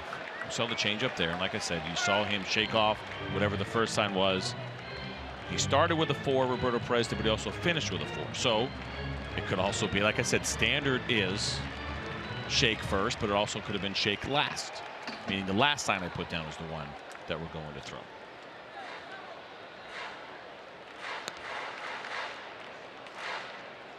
I was a big fan. I like doing the strikes plus one. Oh, well, no strikes, first sign, 1 strike, second sign, 2 strikes, third sign. Constantly changing. I've talked to a lot of catchers about this. A lot of times their concern is that the pitcher can't keep track 2-2. And there's a swing and a miss at the high fastball. So Andrews down on strikes, 1 away in the inning. Let's check in again with Emily Jones. Well, guys, Delano DeShields not bashful about how disappointed he was in his 2016 season. He said in the offseason he had to get his mind right. I asked him what that meant. He said, I basically locked myself in my room till my mind was right. It showed in spring training. He had a phenomenal spring, got the attention of everyone, earned a spot on this opening day roster, getting his first start at DH here tonight. And so that getting his mind right paired with a good spring training, the State Farm winning combination for Delano DeShields, guys. Yeah, thanks, Emily. It was something to behold. It's hard to get excited about too much at spring training. And by that I mean, of course, we don't put a whole lot of stock into it. And literally, sometimes it's hard to get excited at spring training. Sure. But what we saw from him was the type of stuff every day that had, I think, everybody kind of walking on air a little bit, because you thought, man, if you get that guy back with the great speed, the ability to get on base, whew, a big addition. Pops this one up near the plate. Roberto Perez makes the play, 2 away. You had the conversation earlier about fast DHs, right? And talking about, who's it Chin-Chu Chu that said it, or who was talking about? Pudge. Oh, Pudge, excuse me. Pudge that was saying it in the pregame. Ricky Henderson had 133 starts. Okay. As a designated hitter. So. Foot race, Ricky Henderson, Delano DeShields. Prime? Yeah. Oh man, I'm not going to do that. I can't do that to Delano. I mean, I would assume listen, he's got world-class speed. We know that. We know how fast he is. Ricky Henderson, of course, the greatest of all time. He said it publicly. He'll tell you. Ask him. Which is accurate, though. I mean, listen, if you are, you can say it. I mean, who knows? They're both super fast. I know that. You and I together combined, all 4 of our legs couldn't beat either one of them. Well, here's Chu, and he swings through a changeup for strike 1. So it was an infield hit and a walk. The inning was starting to look pretty good. Andrews, though, struck out. DeShields pops up on the first pitch. Now it's going to be up to Chu to get something out of this inning. Both Rangers' runs came in the first. And it's 0-2. And this has been something we've seen a couple of games now. Rangers get some runs early, and maybe even at times have that starter looking a little weak, a little vulnerable. I don't know if that's necessarily been the case today with Salazar, but when that Indian starter settles in, well, they've been tough. And Salazar, he's worked around a couple of base runners, but he has basically locked it down since that Mazzara homer. Did he go? They'll peel it. No. Mark Wigner down there at third. Very interesting there from Roberto Perez for me. It was an 0-2 changeup, and he had his glove up high. And you would seem, okay, he's going to elevate a fastball here, right? This is not, what you're going to do. He started up high, and ended up, just before the pitch, he came down low. But I wonder if he was trying to get in Chin-Chu Chu's kind of peripheral vision a little bit, or if maybe Chu kind of sees that glove going up, get him thinking fastball, and then throw the changeup down low the way that they did. You see him tap the ground right there with his glove hand, saying, let's get this one down. Now let's see if he tries to play any trickery. He doesn't. Glove is down. Base hit up the middle, but right there on top of it, Lindor goes to second, not in time, and the throw gets away from first. Here comes Lucroy, and we are tied up. And they're going to award home plate to Gallo because the ball got loose and up into the seats. 2 runs come in, and the Rangers back in front. How about that? Wow, that is something you would never expect to see from Francisco Lindor. He had a bad read on what he could do with Joey Gallo going to second base. Check this out. It's a routine ground ball, hit pretty hard, but Lindor is there. He decides he's going to take it himself, but he ends up being too late. His timing was wrong. He actually looked to Ramirez, thinking Ramirez was going to be there. Then he realizes he's not going to beat Gallo, so he tries to hurry up and make a throw to first. And Edwin Encarnacion's not even on the bag because he's not anticipating a throw. He thinks the inning is probably over as Lindor started going to second base, off of his glove and into the stands. And here comes Mickey Callaway right now to come out and talk to Danny Salazar to kind of calm him down. But just a bad read there from Francisco Lindor, probably forgetting the fact that Jose Ramirez was in the hole. Right? We saw where Lindor was, pretty much behind second base. Well, that means Ramirez is going to be shaded more toward first base and to right field. So there's going to be no flip. If he just forgot that and then tried to get in a foot race with Joey Gallo, but it's kind of a runaway train there from Francisco Lindor. Certainly not a play you would expect from the Gold Glover. A fielder's choice for Chu, and then the E6 on Lindor. 2-run score. Rangers on top 4-3. And Lindor talking it over out there with Mike Winters, our crew chief. And Chu in scoring position now for Mazzara, who's had the big series. First pitch from Salazar, right in there for a strike. Nomar, 2-run bomb in the first. 5 hits in the series. What a bizarre play and a great break for the Texas Rangers right there.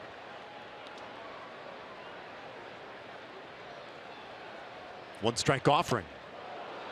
It's 0-2. That changeup is so good. It is really ridiculous. Salazar, he just continues to throw it up there, and it's one of those, especially to left-handed hitters, where they could be sitting on it, they could be anticipating it, and if he executes the way that he does, it's still very difficult to hit. I mean, listen, 0-1 count to a left-handed hitter. Nomar Mazzara is probably anticipating that changeup, and he sees it up a little bit about thigh high, but the bottom just comes right out from under it.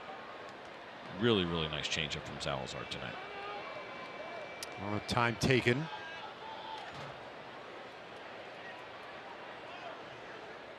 Well, Salazar has 7 strikeouts tonight, and 6 of those have come swinging, one of them looking. That changeup has been nearly untouchable. The 0-2. Way inside on Mazzara. Rangers trying to salvage a win in this series. You gotta go back a little ways. Last time Rangers swept at home in an opening series.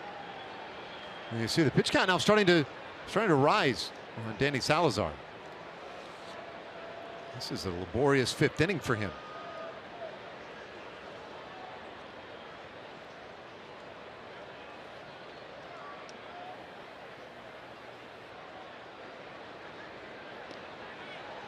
The 1-2. And this ball hit hard into center field, base hit. 2 around third. Coming up with the ball, Jackson cut off at the mound, and Mazzara will be in a rundown again. The run counts, but he's tagged out between first and second. The Rangers pick up another run.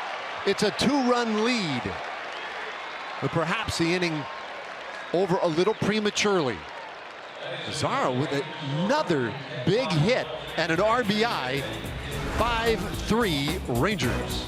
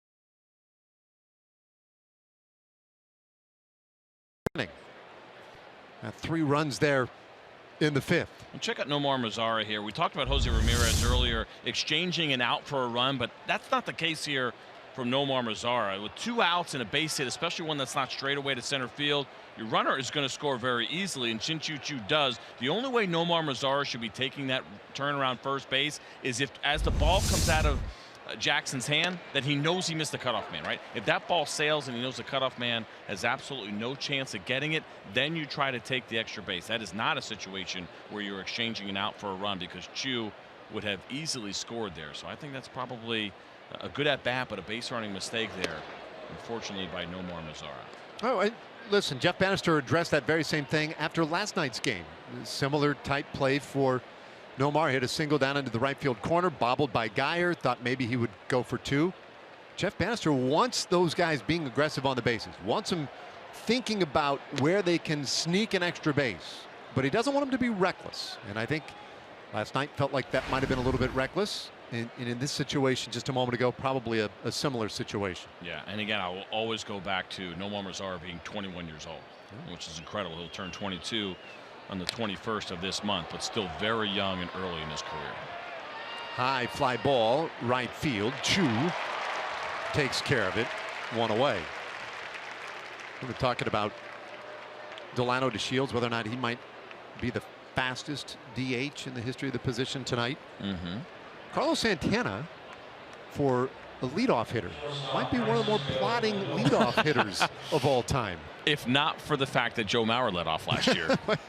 I don't know, foot race. Oh, man. Now those guys I think you and I could get on our best day downhill. It's time to bring back Battle of the Network Stars type competition and get these questions answered. There's Francisco Lindor. 1 for 2 tonight, had the single in the 4th inning and scored a run.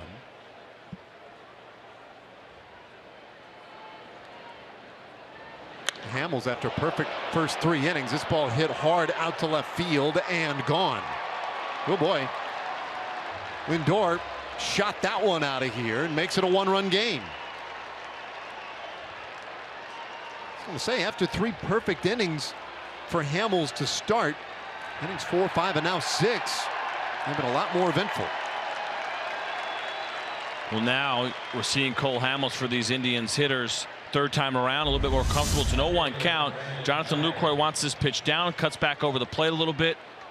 On a fastball, Cole Hamels knew it right away, just missing his location. We showed some of the stuff earlier against right-handed pitching. We showed it against Carlos Santana, but that down and away spot is where Cole Hamels wants to be. And if he doesn't get the run on the 2-seam fastball and it cuts back over the plate to a righty, where things can get a little bit dangerous, and that one unfortunately did exactly that, right over the middle of the plate. Oh, Hamels working on Brandon Geyer, who is retired twice tonight. Trying to protect a 1-run lead in the 6th inning. Count evens at a ball and a strike now on Geyer, the 3rd place hitter for the Indians. We mentioned it yesterday with Geyer. We knew he'd be in the lineup yesterday against Martin Perez, and suspected that would be the case again tonight against Hamels, just because he gobbles up left-handed pitching.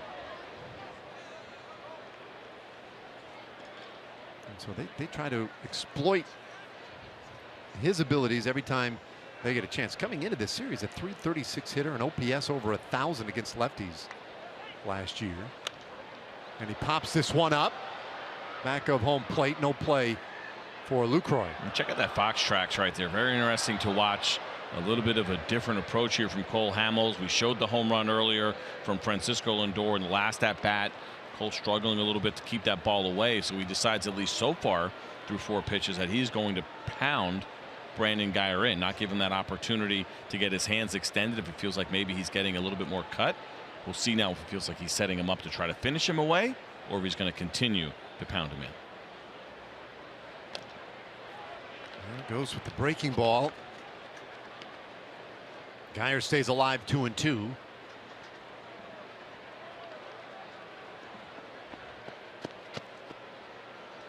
Indians got a couple in the 4th inning, scratched out a run in the 5th, and now the home run by Francisco Lindor here in the 6th inning.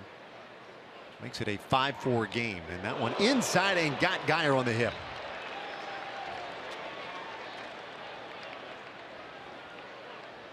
Following that breaking ball that he threw, he fouled off. Cole Hamels was trying to lock Brandon Guyer up, maybe get that called third strike. We saw it earlier. This one just got away from him a little bit as he yanks it across. Actually a cutter as it gets inside right on the hip, left hip of Brandon Guyer.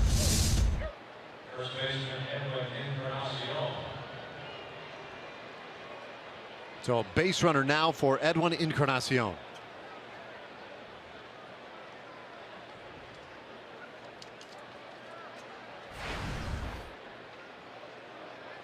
Strikeout was in the second inning. Hamels with 4 strikeouts today, all of them in the first 3 frames. And that breaking ball in the dirt, yeah, he went around, no doubt. Stu Sherwater, our first base umpire. Now he fills in tonight. Marty Foster, who was supposed to have the plate, a little under the weather. He's here. He's fine. He'll probably work wherever their next series is, but kind of a little shakeup in the crew as McClinsky now took over home plate duties tonight. And Sherwater called in to fill in down at first. 1 strike pitch. Bounces away from Lucroy. Runner going, and Lucroy's going to peel it and eat it. Not much you can do with that. Wild pitch puts Guyer at second base. Cole Hamels has done a very good job so far of handling Edwin Encarnacion with a lot of all-speed pitches. This was a changeup that was down a little bit further down and Jonathan Lucroy was anticipating. We talk about this a lot. I see him try to square up and lean forward and hoping that ball will stay in front of him, but unfortunately kicked off to his right. So that takes the possibility of the ground ball double play out here, and the 1-1 off the plate. Jose Ramirez waits on deck.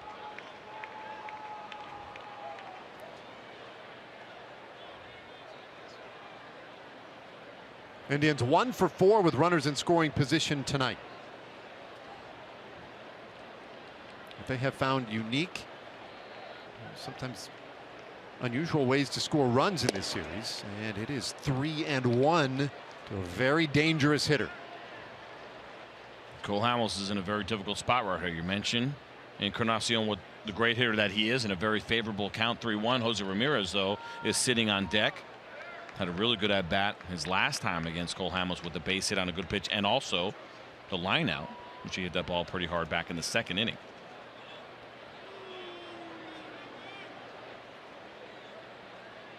Pitch count at 80 now tonight for Hamels as he works here in the 6th inning.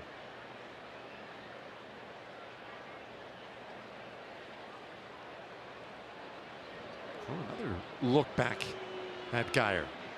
Interesting here because Brandon Guyer, without a doubt, is not stealing. I think the idea here for Cole Hamels is just to make sure that he's not getting off too far. Through the door, you see him sitting there right behind second base. Little low, and the first walk of the night allowed by Cole Hamels. And I bring that up because coming in, that was a large part of what we talked about this afternoon was, can he minimize the walks? Martin Perez yesterday walked 4 in 6 innings. On opening night, Yu Darvish walked 5 in 6 1/3. Here comes Doug Brocail. Hey, nobody sees sports quite the way Colin Cowherd and Jason Whitlock do. The brains to know, the guts to say. Catch Colin and Jason as they team up for FS1's daily sports talk show, Speak for Yourself. That's weekdays at 4 Central.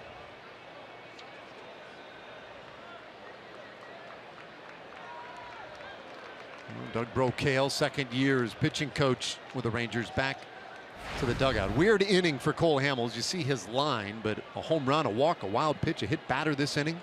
That's a mixed bag. And with the way that Jose Ramirez has swung the bat, the goal here now is to get him to get something, hit something below the zone, catch the top half of the ball. Last year, Jose Ramirez hit into 10 double plays. 6 of those were against left-handed pitching.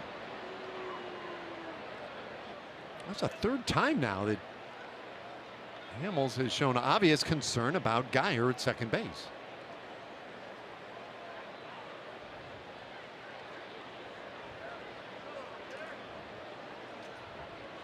Now the infield setting up for that potential ground ball and a double play. A fastball away for ball 1.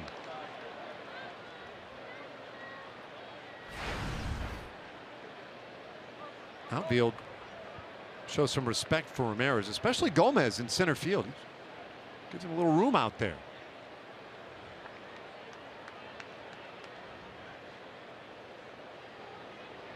The 1-0. That's very high.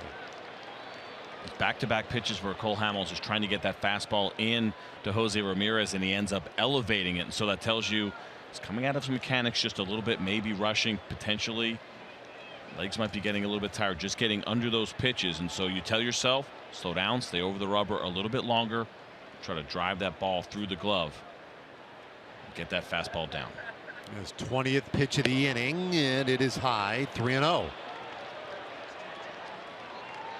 3 in a row of the same exact thing there where they're trying to get those fastballs in, but Cole leaving him up right now as Tony Barnett is up in that Rangers bullpen.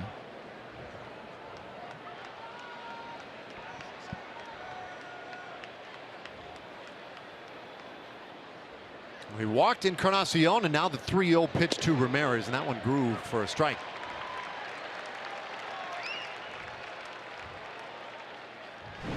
The rookie Yonder Diaz waiting on deck. You see Ramirez, I mean, he's a candidate.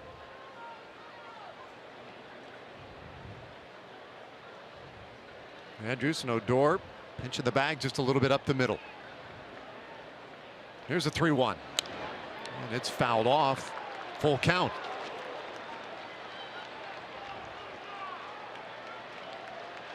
Rangers took a 2-0 lead in the first on the Mazara 2-run homer. Indians climbed back in it, took a lead. At the bottom of the fifth, the 3 runs came in for the Rangers to get back in front, and now Cleveland again breathing down their necks.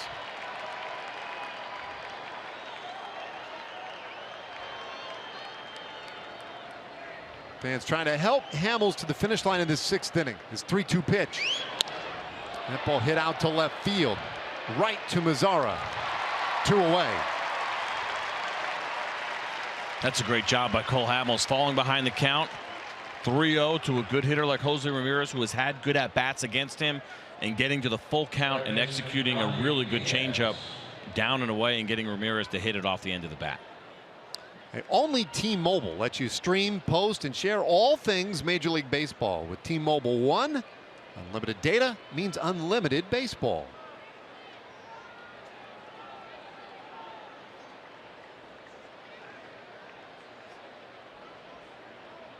So 2 away. Geyer at second, Encarnacion at first. And Hamels going after the rookie. Runs it in tight for a ball.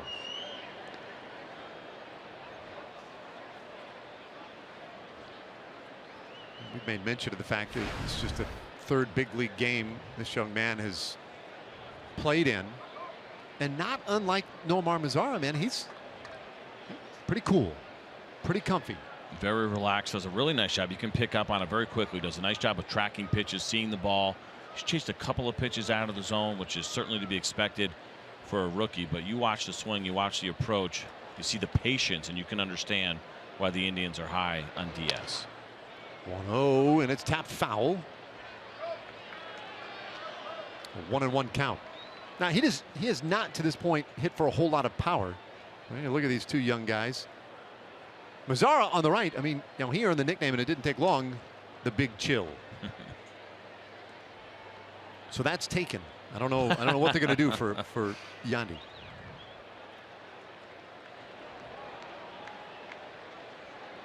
One.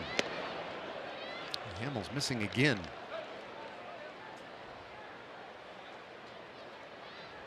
So the big left-hander trying to push his way through this 6th inning.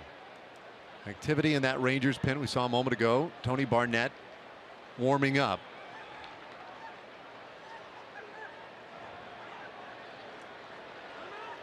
And time taken.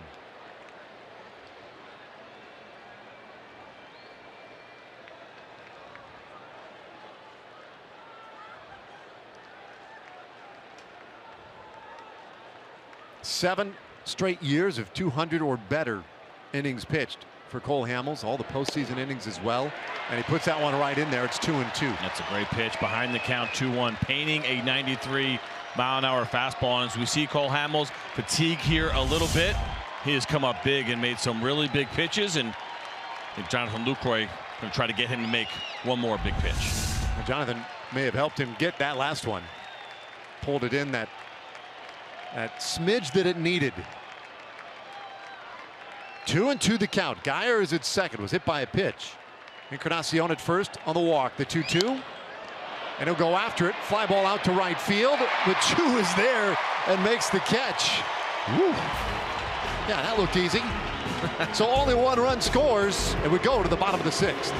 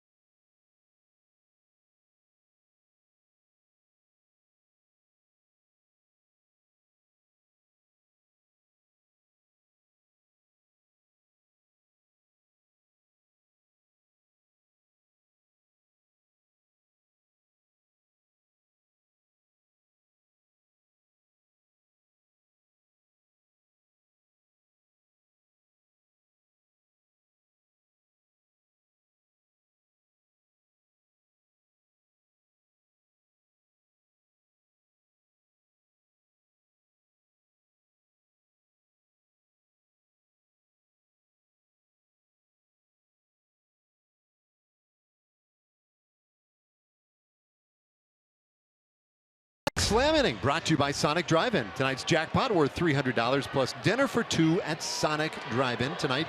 The Rangers are hitting for Corey Conson of Plano. Now, if a Ranger hits a home run during this inning, Corey wins $300. If a Ranger hits a grand slam this inning, Corey gets $25 grand. And I will tell you this, I don't think Corey could have drawn it up any better than this inning right here. Mike Napoli, Ruben Odor, Carlos Gomez. A couple of guys get on, maybe Jonathan Lucroy, Joey Gallo, certainly capable of the grand slam. Well, it's a one-run game, and Danny Salazar continuing to work in this sixth inning. He has handled Napoli with relative ease tonight. Struck him out in the first inning. Did the same thing in the fourth, and his 2-0. Right in there. Nobody throwing right now in the Cleveland Indians bullpen. Danny Salazar, you see that pitch count up at 88. Got to believe that if the Rangers can work a couple of counts right here, there probably will be some action. Well, it's 3-1, and if there's a guy in baseball good at working counts, it's the guy at the plate. Mike Napoli saw second most pitches per plate appearance last year in Major League Baseball. And he'll see plenty in this one. It's a full count. How about the fans right there flinching behind home plate as a group? Even though that net's there, there's a natural reaction when you see a Mike Napoli foul tip coming your way. Nature always wins. 3-2. That ball hit foul. So another extended at bat here for Napoli. So we've seen the great changeup from Danny Salazar for most of the night. He throws an off-speed pitch to Mike Napoli on a 3-2 count. A great fastball hitter, as we know. Now the idea there may be you could set up the fastball. We'll see if Salazar tries to sneak one past Napoli.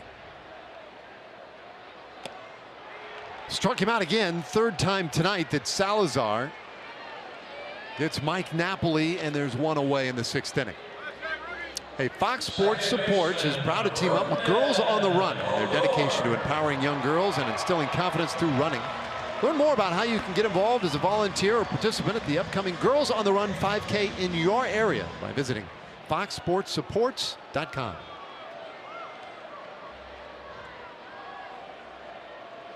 One away, and here's Rougned Odor.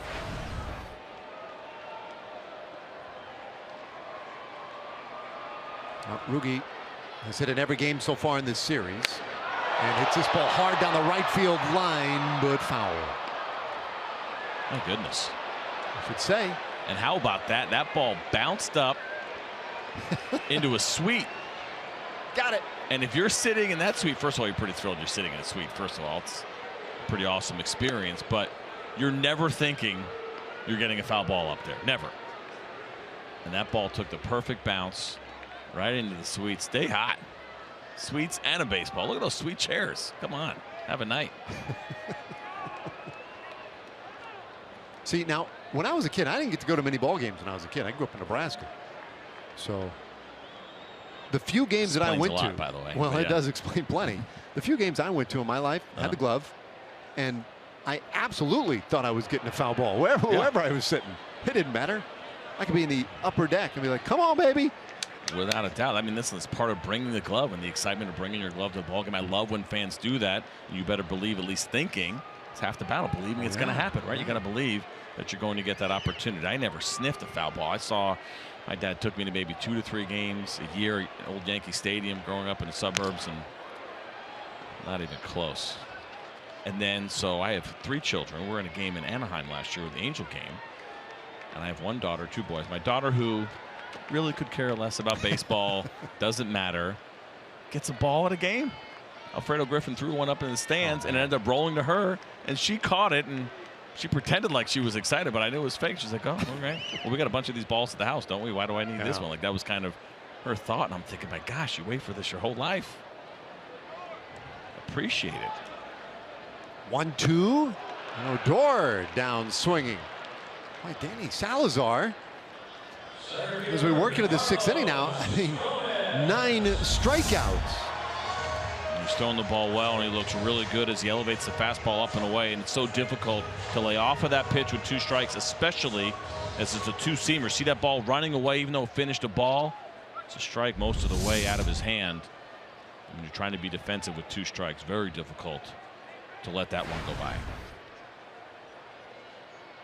Well, I've been impressed by the changeup all night tonight, but it really makes that fastball look pretty good too. Without a doubt. You see that slower pitch, especially with the movement down, that fastball is going to jump on you a lot quicker, and he already has good velocity. I mean, it's not that he doesn't throw hard. We'll see 96 at times tonight.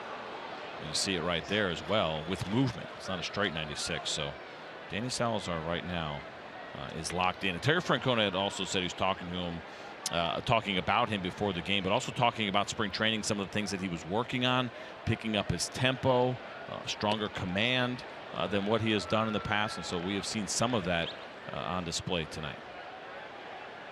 First pitcher we've seen in the series hit the century mark in pitches thrown. 9 strikeouts for Salazar. And he's 2-1 on Carlos Gomez. Rangers with a 1-run lead. Now, it would certainly appear that 7th inning on is going to be all bullpen for both teams. A 2-1. Gomez with another really competitive at bat here. He's set himself up. Good position. Could swing from his heels on this pitch if he wants.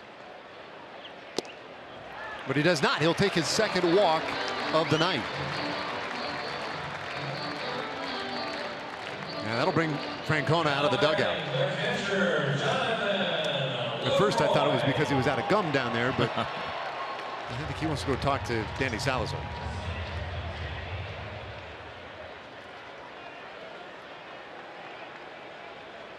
Yep, that's it. So Salazar done. What a night though. 9 strikeouts. He's responsible for Gomez at first.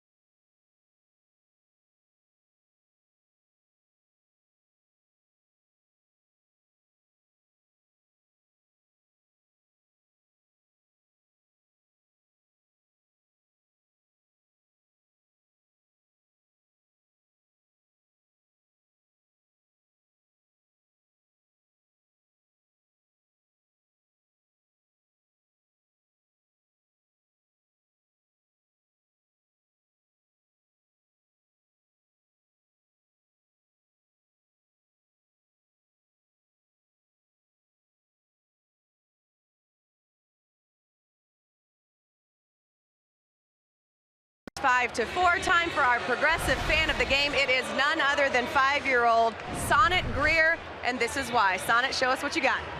Let's go, Rangers! Let's go! Woohoo!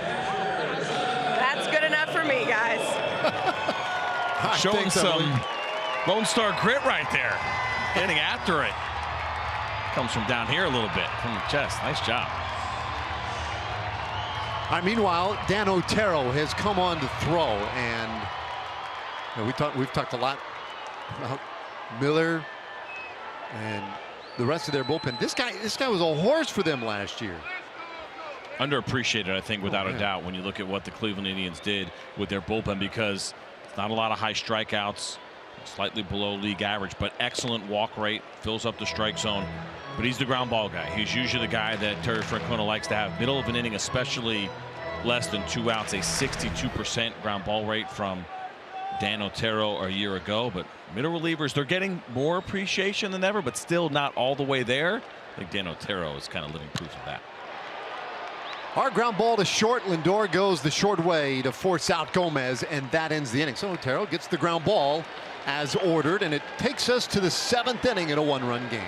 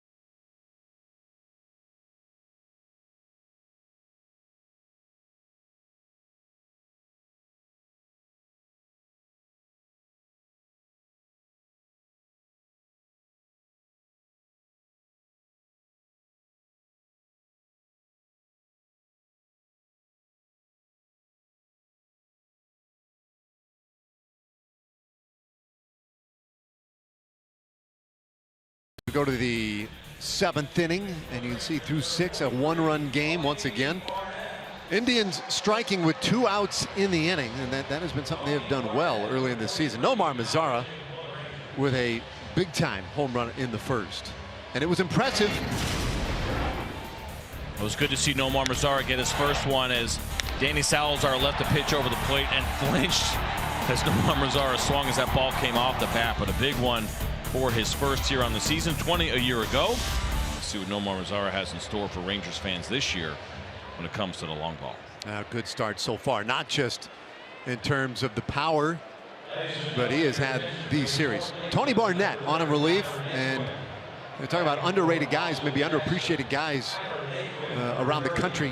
What he did last year for the Rangers, pretty phenomenal. Yeah, especially as a rookie. Now, he was a 32-year-old rookie, of course, coming over from Japan, but nevertheless, his first time pitching in the big leagues. Doesn't matter how old or young you are, you look at those numbers for a first-year guy, and you're absolutely impressed with what Tony Barnett did for the Rangers. So he's on for Hamels, and Tyler Naquin hitting for Austin Jackson.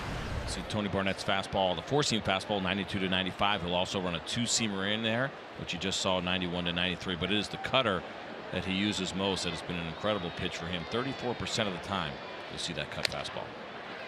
Ground ball right to Rougned Odor. One away.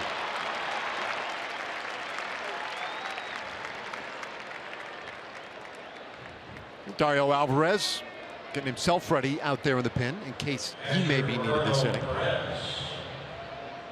So it's going to be all about the bullpens going forward, and that's where this series has hinged night by night. The opening game. It was the Rangers bullpen that flinched.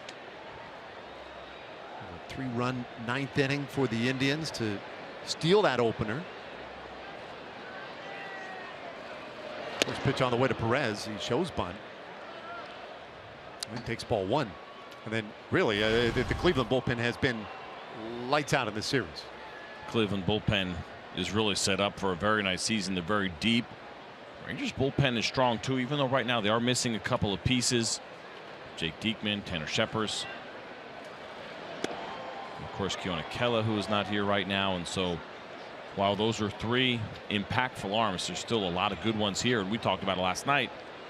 More guys getting opportunities. We saw Alvarez warming up. He's certainly one of those guys. Jose Leclerc last night was excellent, his 2 innings of work. And so while some guys are down, opportunities open up for some others.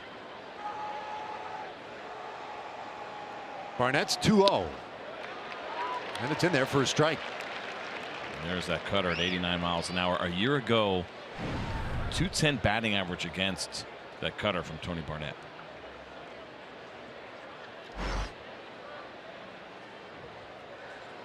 Well, you're talking about him being a 32-year-old rookie last year. And he did something very few ever think of doing. The 2-1 pitch, big swing and a miss. It's the first American-born pitcher with more than 50 appearances in his first big league season, coming at age 32 or older. And the reason you say American-born is because, you know, there have been some guys who've come over from Korea or Japan and been rookies, such that we consider them here stateside. 2-2, back up the middle, and that one through for a base hit. But you don't see that very often with American-born guys. Now, and the funny thing is, of course, he went over and really got himself right in Japan. That's where he became the pitcher he is today. The 6 seasons over there from ages 26 to 31, did a really nice job. Pitched 260 games for the Yakult Swallows to a 3.5 ERA. And did a really nice job and kind of found himself. And what a great opportunity. I mean, he still was only 26 when he first went over there. Certainly there was a lot in the tank, but had not seen any big league time up until that point. So Japan offered him a great opportunity. And I will tell you this, for a lot of guys, we saw with Kobe Lewis here. Obviously Rangers fans are very familiar with his story, right? A little bit of time here in the big leagues, but then goes to Japan, really kind of figures it out and comes back. Gabe Kapler, a former Texas Ranger, did that as well. It is becoming a little bit more of a common story. I think guys get away a little bit. It used to be you go to Asia, never hear from you again, right? It's usually kind of what you do toward the end of your career. Things have changed a little bit, and it's offered a great opportunity for guys to maybe take a little bit of a breather, go try to find themselves overseas, and then try to come back and pitch back in the States again. Michael Martinez pinch running for Roberto Perez. So we've had Naquin pinch hitting, Martinez pinch running, and now Almonte, who's 0 for 2. Corners are in. 1-0.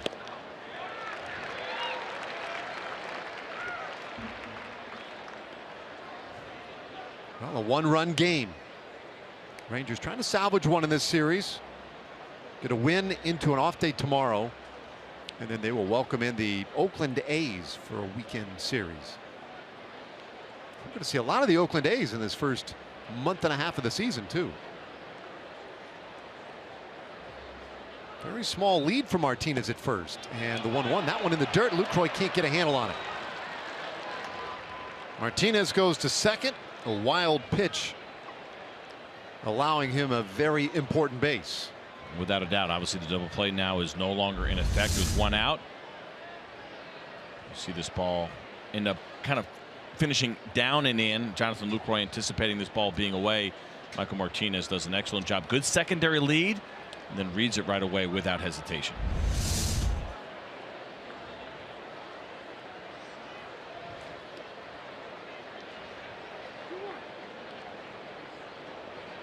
So he's got that tying run in his back pocket out there at second.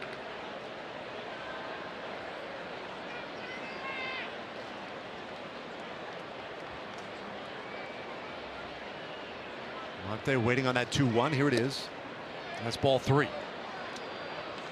Well, the one big adjustment tonight and difference for the Rangers was the fact that their starting pitcher, Cole Hamels, kept the walks in check. Only 1.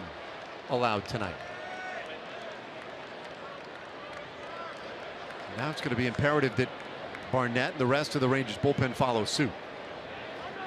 That has been a big issue in the series. 10 walks allowed in the first 2 games, and you could argue a rather massive effect on the outcomes of those 2 games. Without a doubt, so important to pound the strike zone. It really has been the theme of spring training that Doug Brocail is hoping will carry over into the season. Yeah, Monte really late on that one, and a full count now.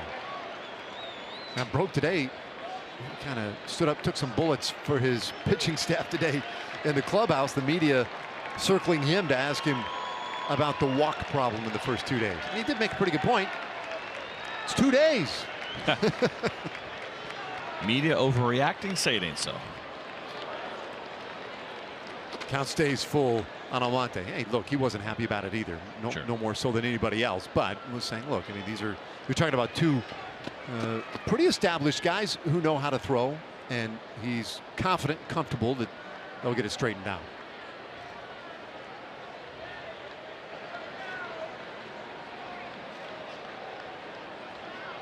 Michael Martinez, a pinch runner, out at second base for the Indians.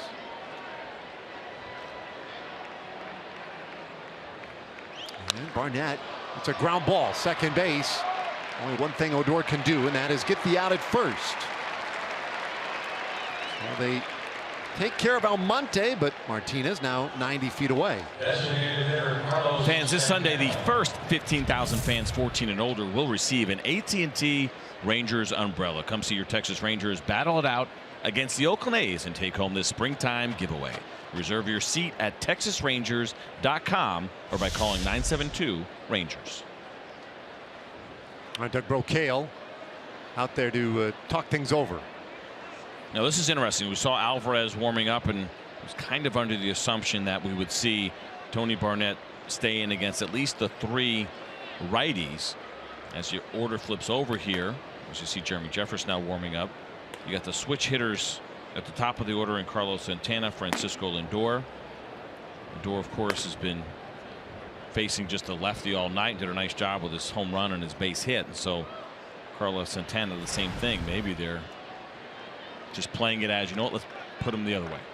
Even though if you look at him from the left side, a .273 hitter a year ago, I should say, excuse me, against left-handed pitching, 5 home runs. Against right-handed pitching, 30 home runs between last year and this year. Santana up there 1 for 3, and he takes just a little in. That's a good cutter right there from Tony Barnett, right on the corner, just missed a little bit in.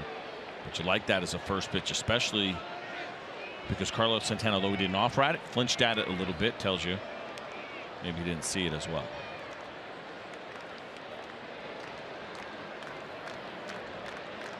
It's been pretty deliberate between pitches. The 1-0. A little bit in again. Ball 2. Santana's been pretty much the toughest out. There's 5 hits in this series.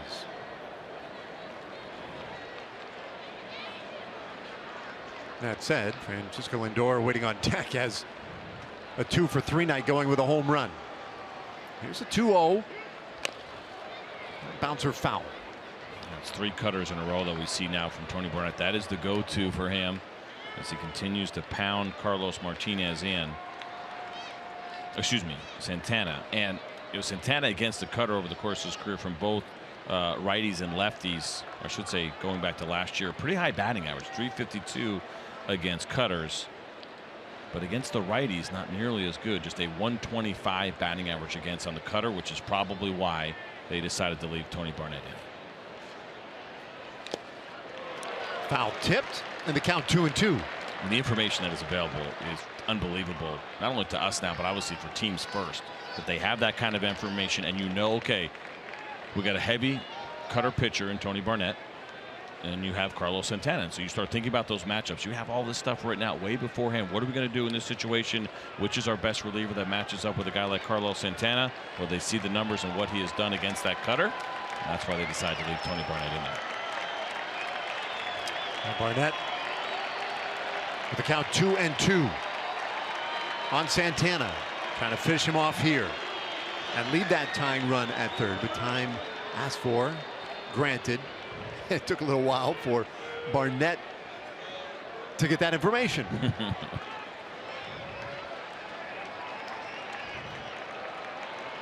About 25,000 here tonight, just a bit under this final game of the series. A 2-2 pitch, and that ball is swung on and missed. Strike three. Back goes well past first base. The inning is over. The punch out keeps it a one-run game. We go to the bottom of the seventh. They'll stand and stretch tonight. Rangers on top.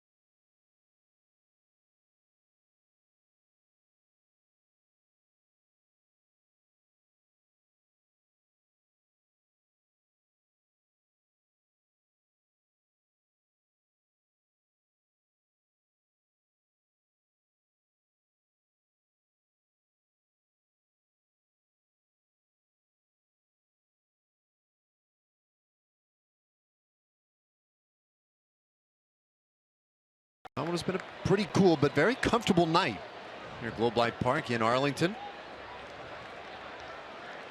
Joey Gallo leads things off in the seventh inning, and he'll shoot this one foul out of play for strike one. Gallo, then Elvis Andrus, and then back to the top of the order for Delano DeShields.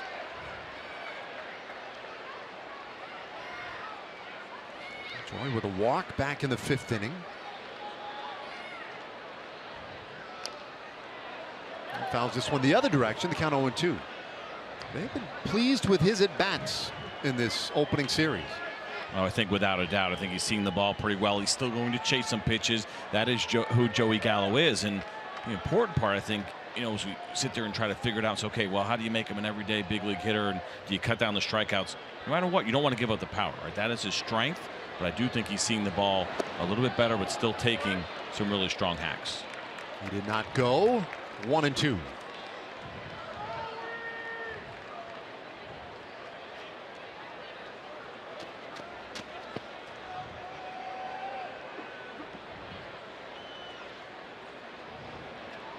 He's a game changer with that power. 1-2, and he'll stay alive. Now some defensive changes for the Indians. Tyler Naquin stays in the game. He'll play center field. And behind the plate is now Yan Gomes. A lot of times you might assume, okay, Yan Gomes is the starting catcher. He gets a day off with Roberto Perez, the backup.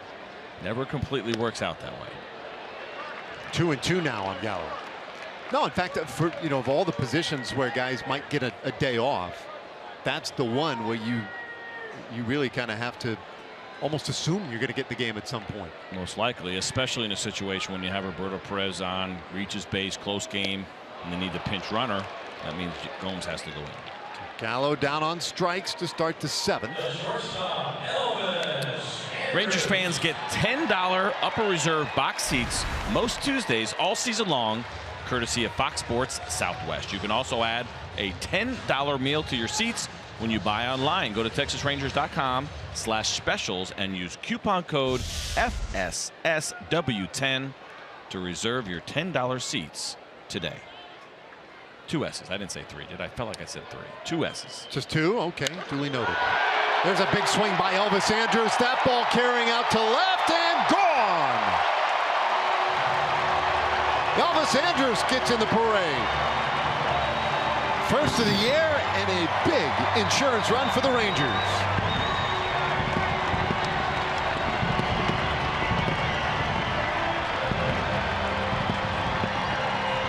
We'll say this about these Rangers home runs that we have seen in this opening series.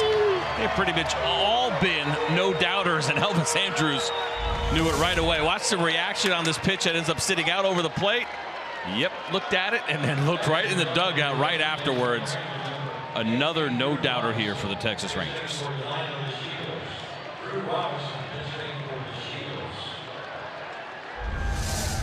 So there you go. And now the celebrations can take place, and everybody will recreate the moment down there. Big home run by Elvis Andrus. And now Drew Robinson, who'll get in the game as a pinch hitter.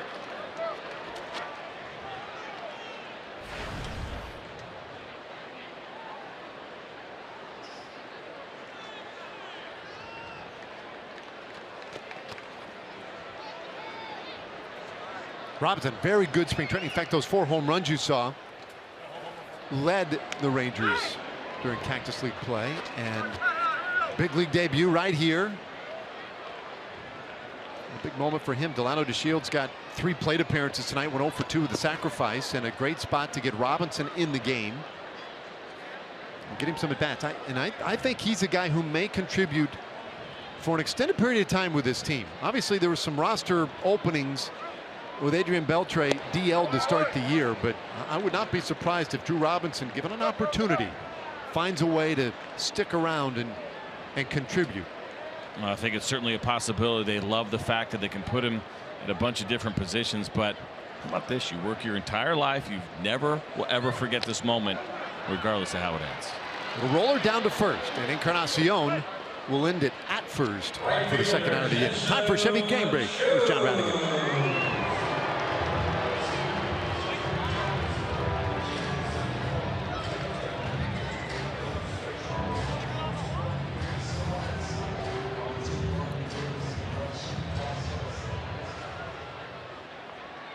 Well, I'll tell you what, they have been pretty sharp in their first home series of the year, and maybe more than anything else, they've been getting great starting pitching.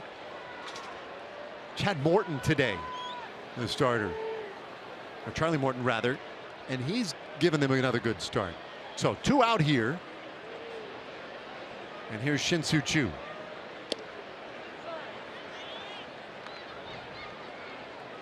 Jeff Bannister popped out in the dugout afterwards, and right on cue, a half a second late, those Hyundai lights were blinking on the car and also on the sign. I guess that's part of the home run deal, but it had not stopped while Drew Robinson was hitting, and so Jeff Bannister popped out, talked to the home plate umpire, and just kind of pointed up to the sign. And I don't think the home plate umpire has the power to get it back to normal, but it went back to normal. Press the panic button on his fob, and yeah, off they went. Choo shoots this one down the line, foul.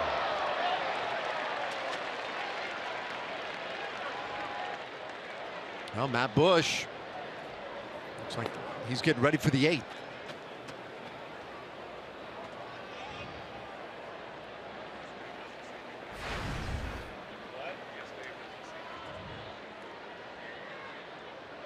Choo waits on the 1-2. Choo scored twice tonight, so he's done his job out of that second spot on the order. He's trying to walk and a fielder's choice. He was also grounded out tonight. In a game in which the Rangers lead by 2. And Otero and his 1-2 pitch in the dirt.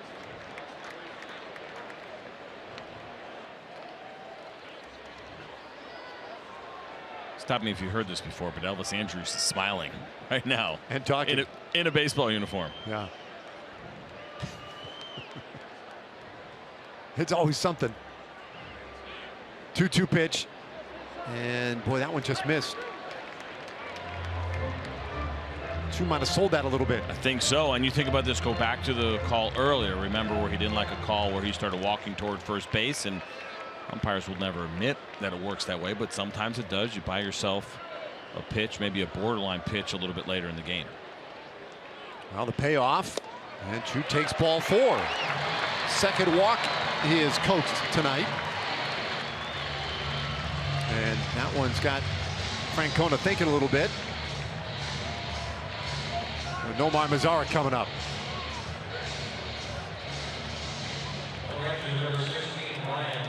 So Ryan Rua will take over at first base, pinch running for Chu now. Both teams really emptying the benches in the 7th inning.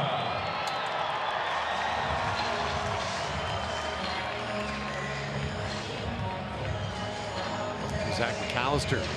So no lefty in the bullpen right now warming up, and so that's why Nomar Mazara is going to get Otero. Zach McAllister, the former starter, is down there, getting ready. But righty, if you're going to have either one stay in, I'd rather have the ground ball guy against the lefty.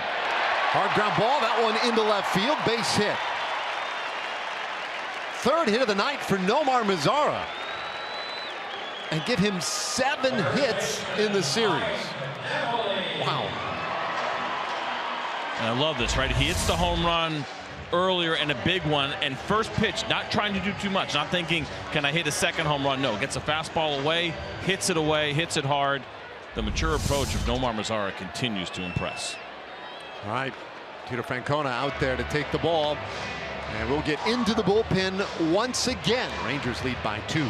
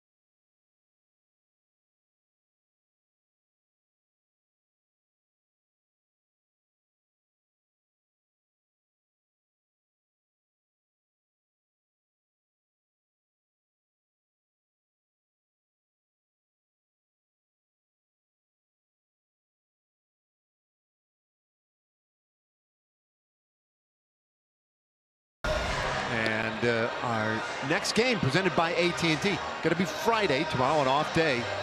The Oakland A's in town for the first of 3, and they're bringing Chris Davis. Apparently, I was hoping maybe there was some discussion about that.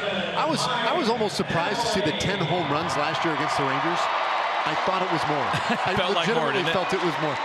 It's incredible to think about, what, 19 games, 10 home runs for Chris Davis, and just locked in. And so now it's be a little bit more careful this year, figure out what he did, check that videotape. What was he hitting well? Was it just mistakes, or was it even executed pitches, and maybe alternating the game plan a little bit against him, or just, you know what, giving him the Barry Bonds treatment and pitching around him and go after the rest of that lineup, as we see Zach McAllister now coming in here for the Cleveland Indians, trying to get them out of this inning with 2 outs to face Mike Napoli.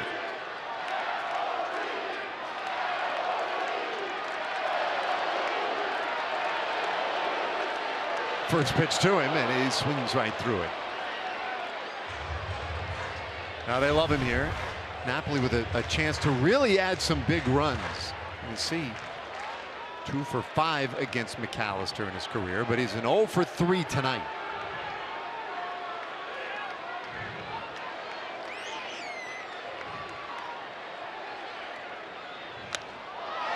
Hits this one high in the air, back of home plate, and that one is a souvenir. Nothing for Yan Gomes to do with it. Napoli against his old team. And you knew that would be a storyline for these first 3 games, and maybe a bit of a distraction. He said, "No, you know what? I've done this once or twice. Played against an old team. 1 for 9 in this series." He's got Rua pinch running out at second base. Nomar Mazara at first. And Zach McAllister, third pitcher of the night for the Tribe, and the 0-2 is very high. He tried to elevate, maybe unintentionally there. Yan Gomes was kind of set up down in a way, but we have seen Mike Napoli be susceptible to that high fastball when he is behind in the count. We'll see if Gomes tries to go there on purpose or not.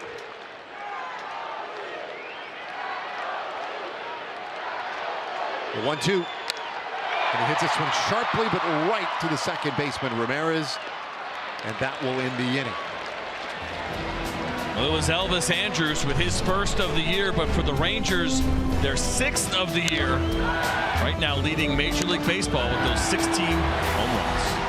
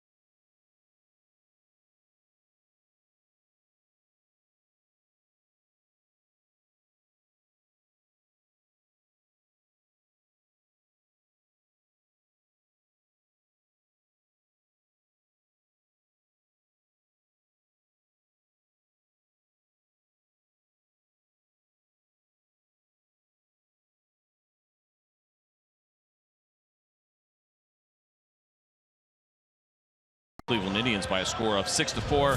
And fans, a fan's choice 20-game plan is the most flexible way to enjoy the 2017 Rangers season. Choose the 20 games that work best for your schedule. Can't make it to one of the games? No problem. Your 20-game plan includes a flexible exchange policy. For all the details and the benefits, visit TexasRangers.com/20-game plans. And Matt Bush now on here for the Texas Rangers, his 2nd appearance of the season. You see the numbers from a year ago. Big year for Matt Bush, and certainly the Texas Rangers now relying on him for another one. He'll take on a significant role in this bullpen as the setup man to Sam Dyson. Third pitcher of the night. Tony Barnett worked through that scoreless 7th. Cole Hamels went 6 tonight. Allowed 4 runs on 5 hits, though only 3 of the runs were earned. And Bush starts with some heat for ball 1. Now defensively, Ryan Rua now in left field after taking over as a pinch runner, and that displaced Nomar Mazara to right. Chu no longer in the game, and the 1-0 low and in. Well, the 2, 3, and 4 hitters in this 8th inning for the Indians. So a huge spot for Matt Bush. Lindor has been the most dangerous tonight. And the 2-0 hits the corner. And this is one of those interesting examples when the conversation goes to setup men versus closers. Now, the way that Jeff Bannister is going to run it, Matt Bush is going to be the setup man. So he's going to pitch the 8th inning in these situations, sometimes finish off the 7th. But he's got the harder job right now because he has the middle of the lineup. Scott Lindor, Geyer, and Encarnacion, like you mentioned. If you think about your choice of having to get 3 outs, you want the middle of the lineup or you want the back end of the lineup? Even though the back end has been good in this series for the Indians, of course, you would take your chances with guys that are hitting lower in the order. But Matt Bush right now has the more difficult task. And he loses Lindor. So a walk to start the 8th inning. And that gets Lucroy out there just to make sure everything all right. Give him a moment to compose himself. Just a second walk for Ranger pitching tonight, which is a big one. It's been the topic of conversation through the first 2 games, and certainly not the way that Matt Bush wanted to start things off. As he's now got to deal with the pinch hitters. Brandon Geyer is going to be out. Michael Brantley is in. Now, it's funny, as we were going to break, you were talking about how the Rangers lead the league in team home runs. And that has been a big stat and a big storyline this weekend. The walks, though, to me, by far, have been the storyline of the weekend. So that's a big one with Lindor over there at first, and Bush will give him some acknowledgement. With Brantley hitting in this spot now, by the way, the Indians have exhausted their bench.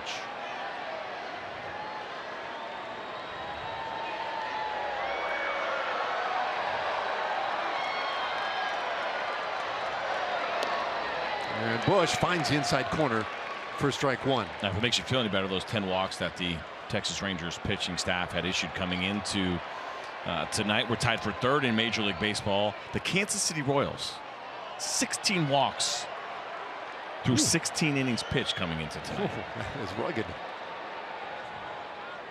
1 strike offering, and Bush finds the outside corner this time with a heater. 0-2. Brantley, a very good pinch hitter, and those numbers support that claim. That's ridiculous, by the way. That's not even possible.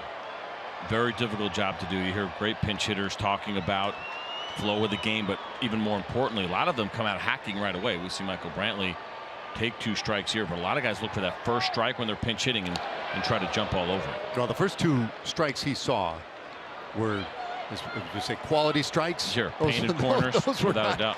Man. Yeah. But Lenny Harris, of course, is the all-time pinch hit leader in Major League Baseball. Played with him.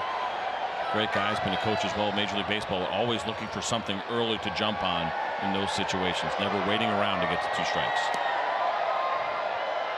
1-2 the count. Bush showing us his slider, I think, for the first time tonight. I think he went mostly fastballs to Lindor. 1-2 the count now on Brantley. And when Encarnacion waiting on deck.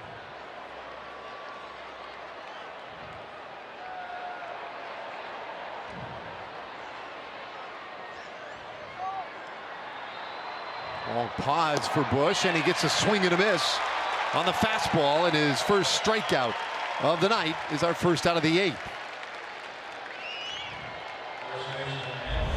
We know Matt Bush has the great fastball, but also look at the downward angle on that one as well. 4 seams painted right at the knees. It's a tough one to catch up to, especially after seeing that off-speed pitch for a ball. So he takes care of Brantley and now has Edwin Encarnacion. 1 out, a man at first. And the pick over to first chases Lindor back in there. And you're right, out of the 9 pitches that Matt Bush has thrown so far, 1 curveball, 1 slider, 7 of them have been fastballs.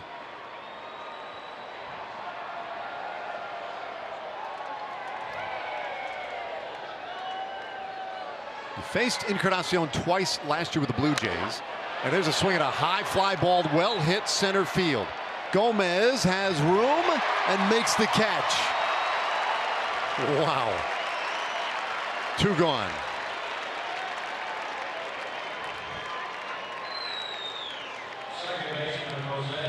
When that guy makes that kind of a swing and you hear that sort of noise.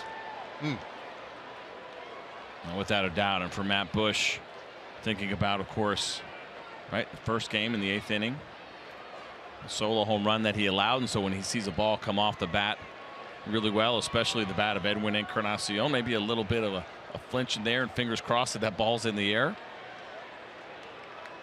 Yeah, that home run of the 8th inning on Monday night tied the game at 5. That one fell just short. That would have tied the game at 6. I think that really kind of helps you understand a little bit the mind of a reliever and how difficult a series can be.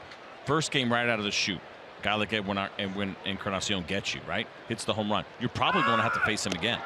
Runner going. Throw down to second is not in time. And both Elvis Andrus and Rougned Odor were pointing into the dugout. They want to make sure that the Rangers staff takes a look at this.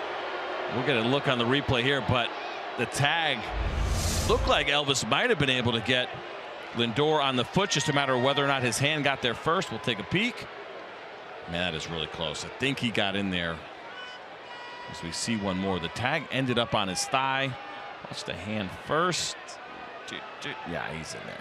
Close, but I think he's. I was going to say close enough that I think a review would confirm the call on the field. And it does not appear that the Texas Rangers will ask for a replay. Look at the shot right here. Look at that. It's incredible. That is amazing. The shot, but then how close it is to him. And this is why we talk about things like secondary leads and jumps and how important they are. You're talking about milliseconds, the difference between being safe and out. 1-0 pitch, and that's a strike to Ramirez. So getting back real quick to Matt Bush and understanding how this works, where you come in, guy hits a home run off you, first at bat, you're thinking, man, we got 2 more games. And there's a chance I'm seeing Edwin Encarnacion at least one more time. Same thing for those lefty specialists when it's that one really good lefty that you have to get out. And he gets you the first night. Remember coming in here years ago, Rafael Palmeiro hitting a home run off me. The first game of a 3-game series was August. It's 200 degrees. And you're like, man, I got to do this 2 more times, and it's probably going to be him again. And you just want to get out of town. Really, I thought the whole thing was that guys wanted that chance to come back and get him. The good players are like that. Okay. 2-2 the count. Yeah. Okay. Me, I just want to get out. Let's go. Let's try it somewhere else. Just escape. Well, I mean, I had such a difficult time with Rafi, and that was part of it as well, especially a guy that you've had historical troubles with, and they get you that first game in the series. Never fun. Bush has 1 strikeout tonight. He'd love one more right here to shut down this 8th inning, and Lucroy will make sure that they're on the same page with Lindor out there at second base watching the signs. Lindor got on via the walk, stole second, barely. Of course, they're all barely. I mean, how often is it like, wow, he stole that bag by 4 steps.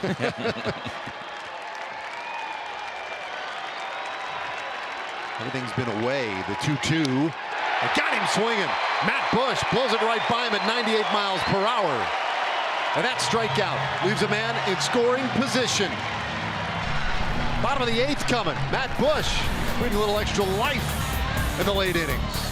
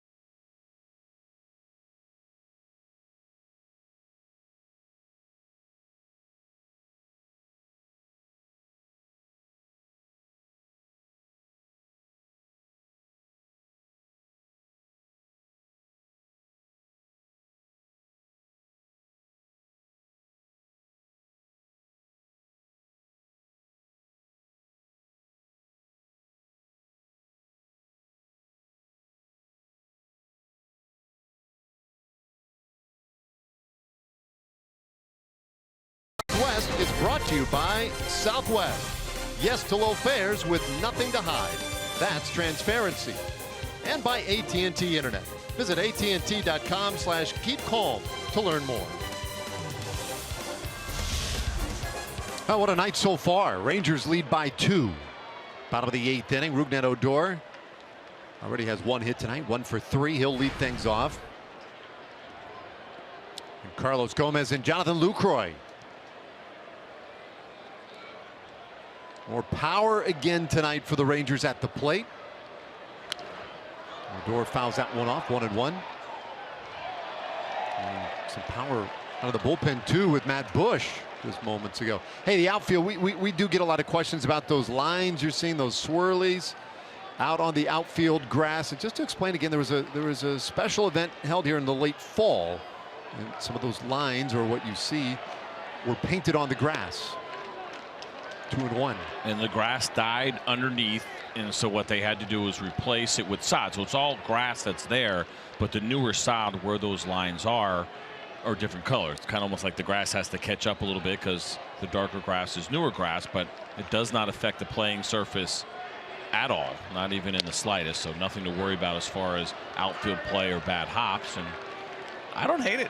Kind of abstract art out there. It's kind of neat. It has been a little bit of a curiosity, sure, though. I mean, a lot of people have wondered, and even the Cleveland Indians guys were asking, hey, what's going on out there? Our viewers are asking, and that's it. The grass will blend soon enough. 2-2. And you don't notice it when you're out there as much. We have a great view of it when you're up high in TV. You will notice it way more than if you're actually standing in the outfield. You're standing in the outfield, you don't notice it nearly as much as you do, certainly from a shot like that. It's funny, though, because one of the new rules this year from Major League Baseball was no more markers for positioning. That's right. Oops. 3-2 pitch to Odor, and that one popped up back of home plate, playable near the screen, and Gomes takes care of it. 1 away. If you're wondering about those markings and how things work and what that's all about, defensive shifts now more than ever, right? Fielders are all over the place. Very untraditional for a lot of these guys, and so there were certain teams that were putting things in the grass like golf tees, burying them far down so that players would know where to stand. Major League Baseball said no, not anymore. If you're going to shift, which most teams obviously do, some more than others, you got to figure out where to go on your own. You can't be marking up the field. Well, I mean, look, they've been positioning guys forever with signals from the bench. Not that hard. Yeah. Just more of it now. We see guys, right? You see guys pull papers out. We've seen outfielders pulling it out of the back of their back pocket, looking where they're supposed to be. It is a different game, certainly from what I remember in that regard. And teams paying closer and closer attention to tendencies of where guys are hitting the baseball. 1 strike pitch to Carlos Gomez. That one off the end of the bat. Cued out there to Ramirez. 2 away. But you could use the little Fudgy the Whale out there in right field. Saying, right in the eye. That's where we need you to be. Hey, MLB.TV Premium is back and better than ever. Watch every out-of-market regular season game live on over 400 supported devices. Plus, more. You get a free subscription to @Bat Premium, the #1 app for live baseball. Blackout and other restrictions do apply. Visit MLB.TV for details. New pitcher coming on for the Indians. 2 out, bottom of the 8th. Rangers up by 2.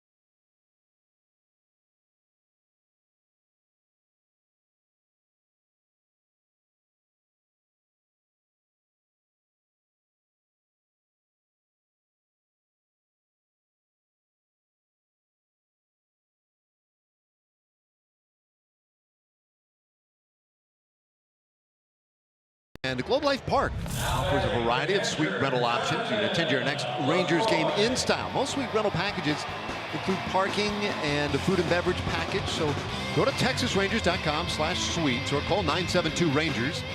Get some more details on how to reserve a suite to your next game. Sean Armstrong has come on now for the Indians as we get deeper and deeper into their pen. About as good as a pitcher's last name as you could possibly have. Yeah. Armstrong fastball sits about 93 miles an hour. Cutter is his next go-to pitch. You'll see that at around 88. Also throws a curveball 12% of the time at about 84 miles an hour. Well, he looks at Jonathan Lucroy and pumps one right in there for strike one. Hey, Brantley, by the way, stays in the game, and he is now in left field. Meant to mention that earlier, but we were, fixing up the grass in the outfield. Here comes the one strike pitch to Lucroy. Woo! He's up there. That got away. 1-1 the count. So if you're Jonathan Lucroy and you come in, you see the scouting report, 61% fastballs, 28% cutters. What's that add up to? 89% of the time, you're going to see something hard, right? And so you almost eliminate the curveball a little bit, even though he has it, and you're looking for anything from 88 to 95 miles an hour from this righty. Look out. That one almost got him, and it's 2-1. Sam Dyson getting himself ready to try and close this thing off in the ninth.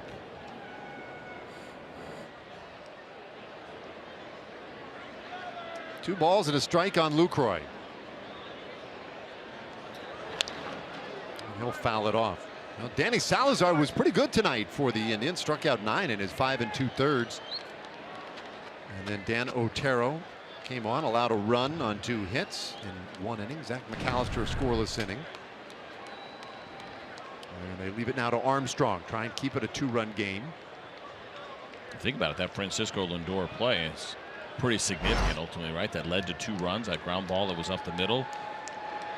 Forgot where Jose Ramirez was, made a bad decision, then compounded it by throwing a baseball away. Full count now on Lucroy. Now Dyson in the 9th inning. He's going to get the 6, 7, and 8 hitters. The rookie, Yandy Diaz. Tyler Naquin, who came in late in the game as a pinch hitter. And Yan Gomes, who has yet to appear at the plate. He's been behind it for a couple of innings, but hasn't stepped into the box yet.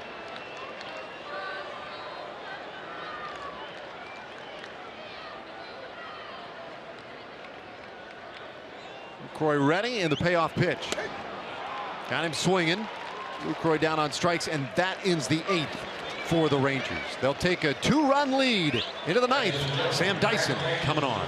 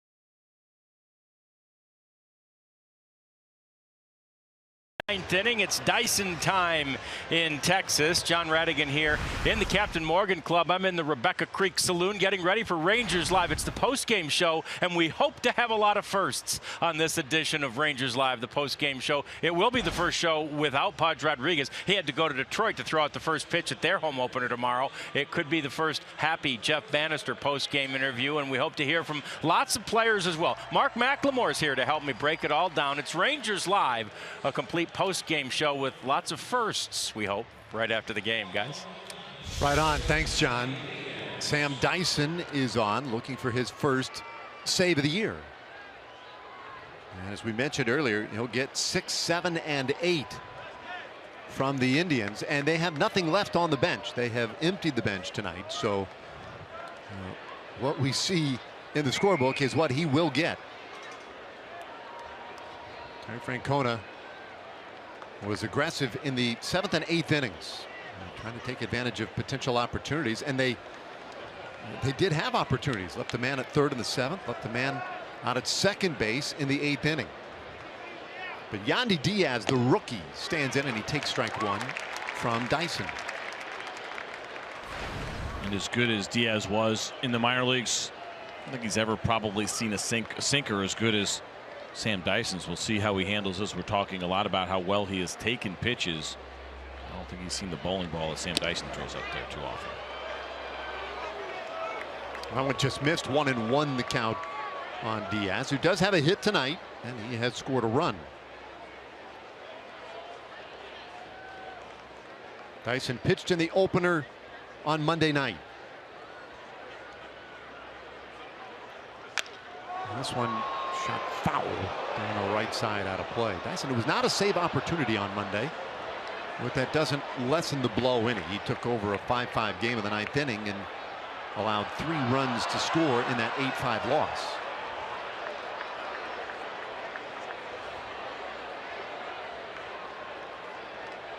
So back to what we were talking about an inning ago. He wants to get back in. He wanted to get back in this series and get back on the right track against this team. No doubt. When you're a reliever, you have to have that short memory. You have a bad outing, got to be ready to go the next day. But there also is that anxiety level of wanting to get back out there as soon as possible and really completely put the last bad one behind you. It's 1-2 to Diaz. Whoa, way up and in. It's 2-2. Missed his target there as Lucroy was set up low and away.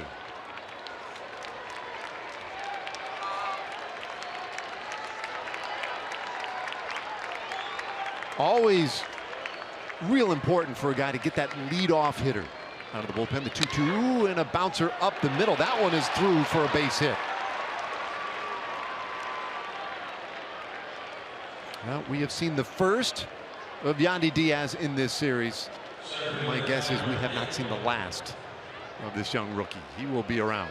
I think you're absolutely right. And Sam Dyson, with the 65% ground ball rate, which is extremely high, gets the ground ball and hit particularly hard, just hit in the right spot. And when you're a sinker ball pitcher, you got to live with this sometimes. Ground balls are going to get through that are hit in the right place. Strikeouts aren't the name of the game for Sam Dyson. It's getting guys to hit that top half of the baseball and hit it on the ground. But, which is a good situation right now, when you got a runner at first, nobody out. Ideally against Tyler Naquin now, you're trying to induce that double play. Not much of a lead at first, and the pitch to Naquin is off the plate.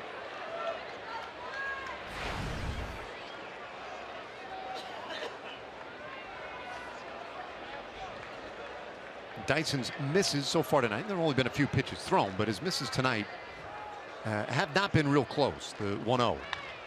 And a chopper over third. Base hit into left field. What in the world? I mean, you see how high that ball bounced. I mean, that is just a bad break for Sam Dyson. You don't see this every day on a non-artificial turf field. As Tyler Naquin just hits this ball straight in the ground, 2-seam fastball. You see the movement there, you see the grip, but it actually hit a little bit in foul territory, so it almost hit in the batter's box. That batter's box is tamped down a lot harder, right? You see the grounds crew out there because so many guys are standing in it. A lot of times that dirt will get loose a lot quicker, so they work hard to make sure that that thing is patted down really hard. The downside of that is if a ball were to hit it, it's going to take a bigger bounce, and that's exactly what you saw. And that's a tough break for Sam Dyson. Yeah, now Yan Gomes. Mentioned earlier, he came in defensively, his first plate appearance tonight.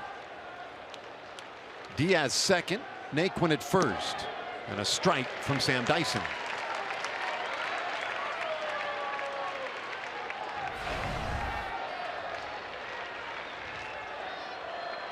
Well, it has been a weird series. I mean, we have seen really both teams have done some things offensively that have been unusual. That's a rough start to this inning for Dyson. The 1-strike pitch. Off the handle out toward right field. Mazara there. One away. I'm surprised. I'm not a huge proponent of the sacrifice bunt, but in that situation, I kind of am. Yan Gomes only has one in his entire career, but the idea of trying to get a bunt down, going second and third, maybe that leads to an intentional walk, maybe it doesn't. But instead, Yan Gomes swinging away and hits a fly ball and not a productive at bat. Yeah, it's interesting. There was a similar situation this last night for the Rangers. They had minute first and second, nobody out, ninth inning, but it was not a bunt spot for several reasons. Number one, they weren't down by 2.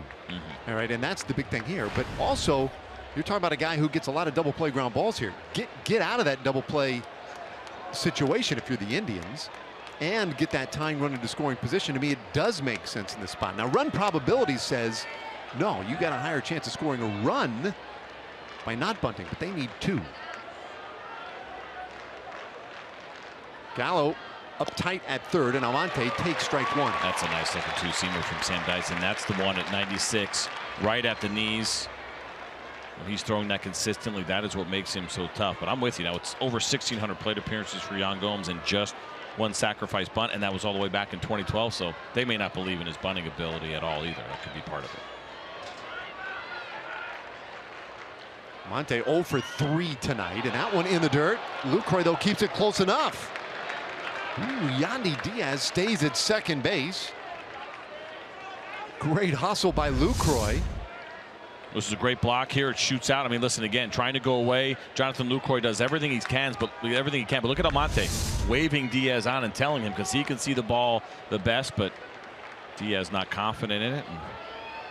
And stuck at second base. Good break there for the Rangers. Yeah, I think that's the second time he has not gotten a good read out there at second base in the series.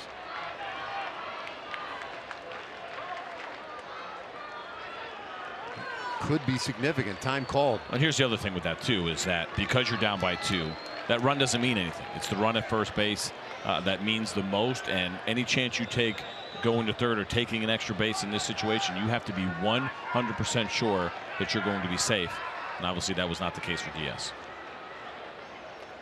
All right, 1-1 pitch, and it's low.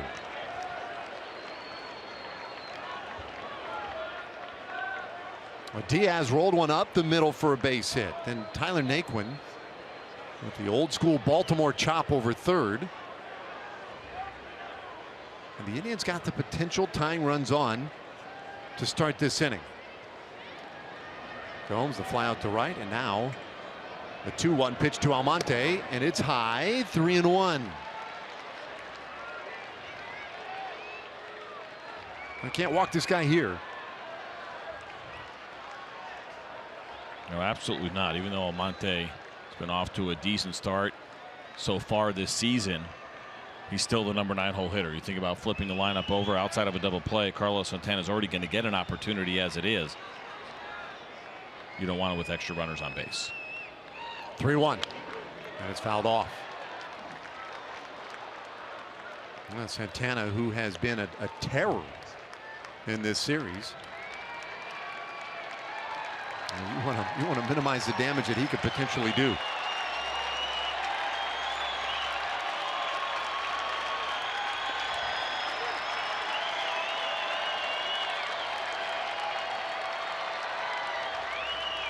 Tyson trying to nail this thing down. 1 out, 2 men out there. Here's the payoff. Lost him, and they're loaded up.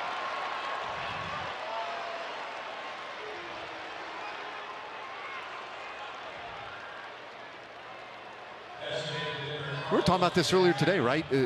How closers, they tend to get the job done, but sometimes it doesn't always. It's just not simple, and it can be stressful for a manager. Oh, without a doubt, especially I think for the Rangers here right now, trying to get that first run, that first win across the board, and certainly want your team to experience that within the first series. Yeah, there's stress all the time for managers, but ninth inning and you see a closer struggling a little bit, yeah, that's going to add to the intensity.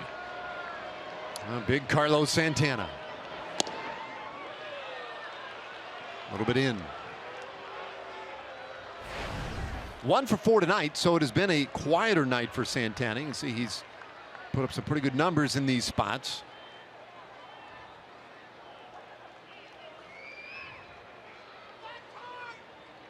Five hits in the series.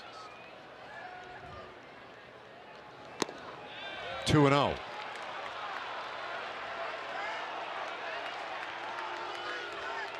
Jonathan Lucroy going to go out now and talk to Sam Dyson here, try to get him back on track. That first pitch that he threw was a good one that just missed. That sinker, the 1-0, pretty far below the strike zone right there. So they want to get him comfortable, get him confident. He has that kind of sinker and the kind of movement where he can pitch behind in the count and have some success, especially when you get a guy like Carlos Santana in swing mode. If he executes the fastball down and away with good movement, it absolutely could turn into that ground ball double play that they're looking for.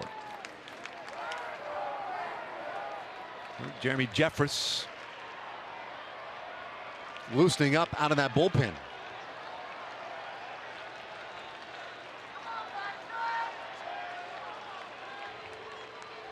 Well, it's nervous time right now. Diaz at third, Naquin at second, and Almonte at first for the Indians. It's a 2-run lead, and Dyson in a real tricky spot here. 3-0 to Carlos Santana. That one cut a little bit on Sam Dyson as you see that ball finish down and in. And when he's throwing it right and throwing it well, the ball either goes straight down or actually has a little bit of fade away from a left-handed hitter, not in the way that last one was.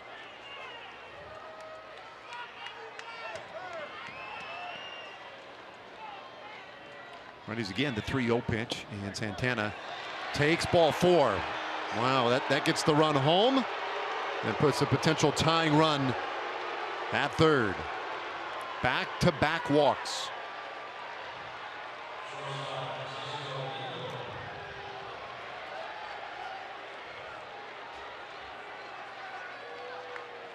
Really kind of hard to have seen this coming. You know, the way he pitched on Monday, the way things have gone here tonight after what we saw in the World Baseball Classic. Dyson was absolutely in command of everything at the WBC, looked locked in. Without a doubt, it was a very strong spring for him. So yeah, you're right, a little bit of a surprise to see this in a tough spot for Jeff Bannister as well, because what you don't want to do is relay any kind of panic message to Sam Dyson at all. You don't want him to start to feel the pressure, and we know this about Banny. He believes in his guys as much as anybody. He wants to make sure that Sam Dyson knows that he has his confidence. Well, there's a strike. 20th pitch of the inning over the plate to Lindor. Now some sarcastic applause raining down, but that is a big pitch. Lindor's had a big night. Boy, Dyson would love to see him hit one on the ground right here and in this game. 1-1.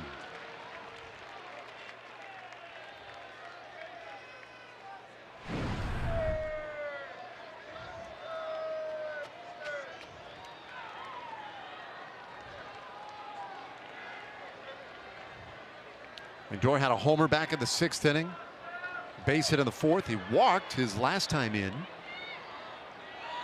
Runners everywhere for the Indians, and this ball is hammered down the right field line, heading toward the corner, and gone. A grand slam for Francisco Lindor on a 1-1 pitch. And that is a gut punch.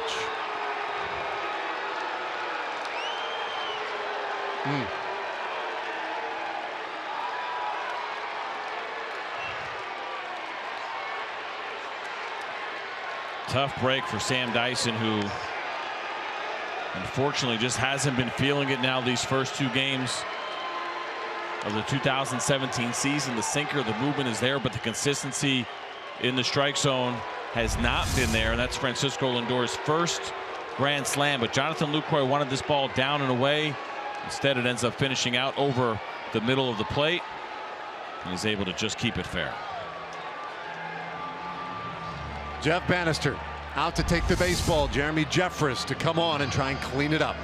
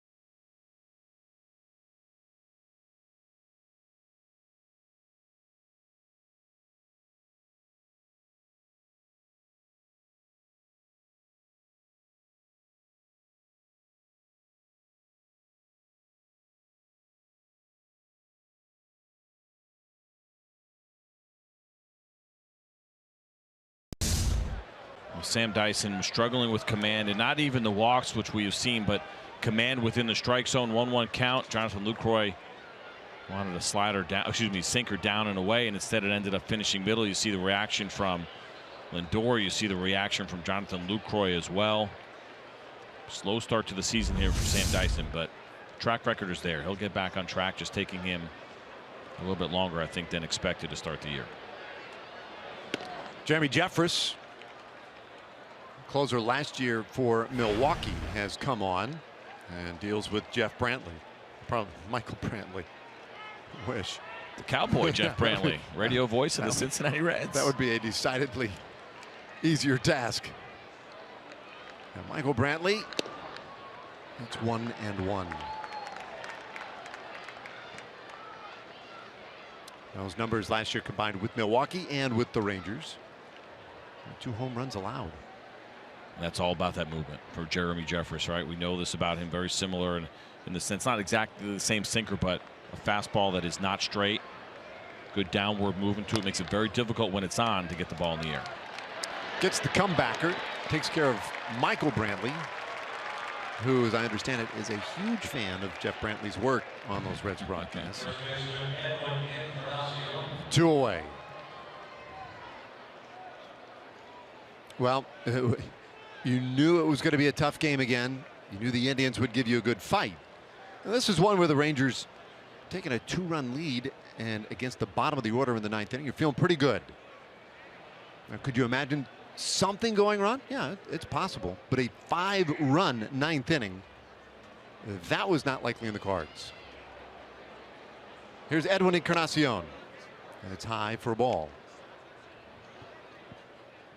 0 for 3 tonight with a walk.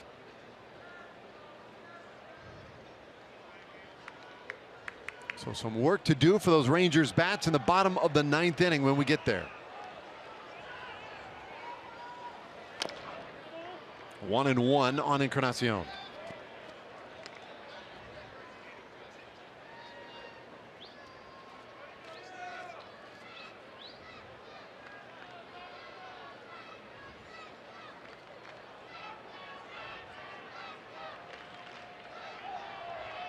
Pretty amazing first series for the Cleveland Indians on the road, starting the season on the road. Now they go to Arizona. They have an off day tomorrow. in the desert, and then they will have some interleague play with the Diamondbacks. This ball bounced sharply to short. Andrews backs up, has plenty of time though with Encarnacion running, and the inning is over. But a 5-run 9th inning for the Indians. It's changed the game completely. Joey Gallo to lead it off for the night.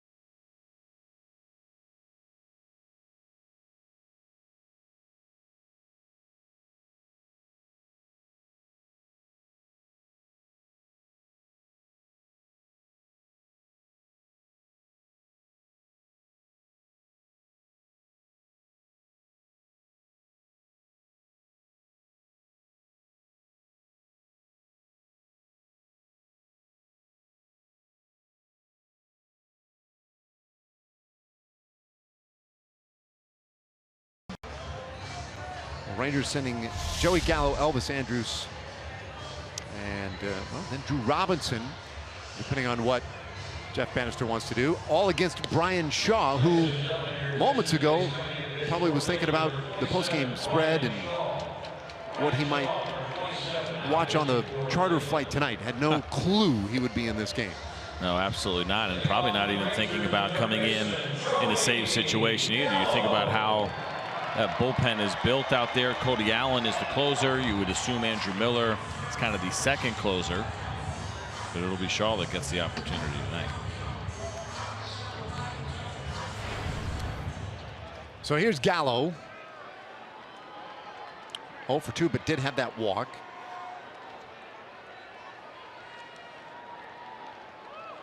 Right now, the Rangers need base runners, down by 3. Well, you love Gallo's power, but he has shown us some patience, some ability to work a count a little bit, and that's what they need right here. Takes a strike. Well, note on Francisco Lindor became the 8th player in Indians history to homer from both sides of the plate in a game, and joining a pretty impressive list with Carlos Santana, Nick Swisher, Victor Martinez, Roberto Alomar, the great Eddie Murray, Tony Bernazard, and Carlos Baerga. Not a note that we were hoping to read tonight. Certainly. I stole that from one of the great statisticians. I almost said it right. Anthony Masterson at FS1.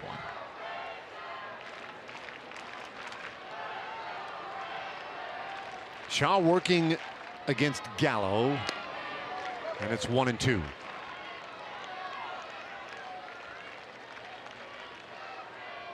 Talked about Shaw. We saw him in his first appearance. Over 80% of what he throws is cutters. Not even to the same level as Tony Barnett, who throws a lot of cutters. It's the second most of relievers. The only guy that throws more cutters than Brian Shaw is the closer for the Los Angeles Dodgers, Kenley Jansen.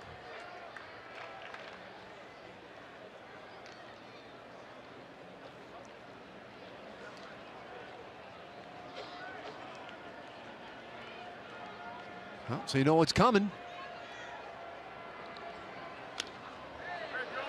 Count stays 1-2. Of course, they knew it was coming for years. Same pitch with Mariano Rivera, and it did not help. And when you have a good one, what makes the cutter so difficult, why we've seen so many guys try to replicate what Mariano Rivera really put on the map. So real good natural cutter. Looks like a four-seam fastball coming in, and the break on it is late, like that one right there at 96 miles an hour without giving up velocity. There's movement, late movement, but not giving up much at all on the velo. A strikeout of Gallo. Elvis Andrus now. Last time up, 7th inning. This is what he did. He knew. And the Rangers have done very well in this series. They've used that long ball now 6 times.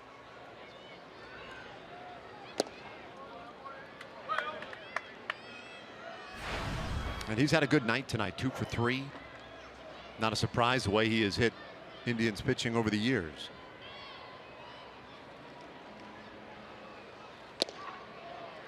One and one. There's that cutter there, and you see even a little bit of downward action on it as well.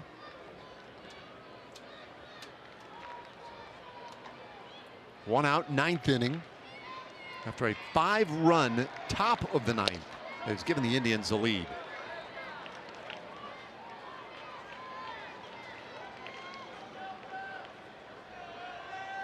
Cole Hamels had the start for the Rangers tonight. Pitched well. His first 3 innings perfect. Struck out 4 through 6. Andrews lifts this one high in the air, right side of the infield, and playable for Ramirez. 2 gone.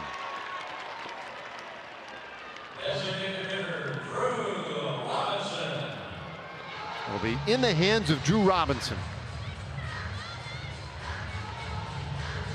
We mentioned Drew getting his first big league at bat in his last one.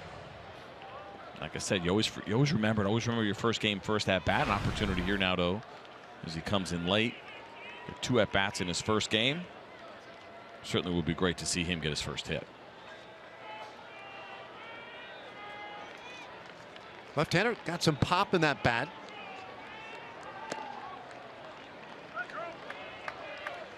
Now he hit in the 7th inning, but rolled out to first, so 0 for 1.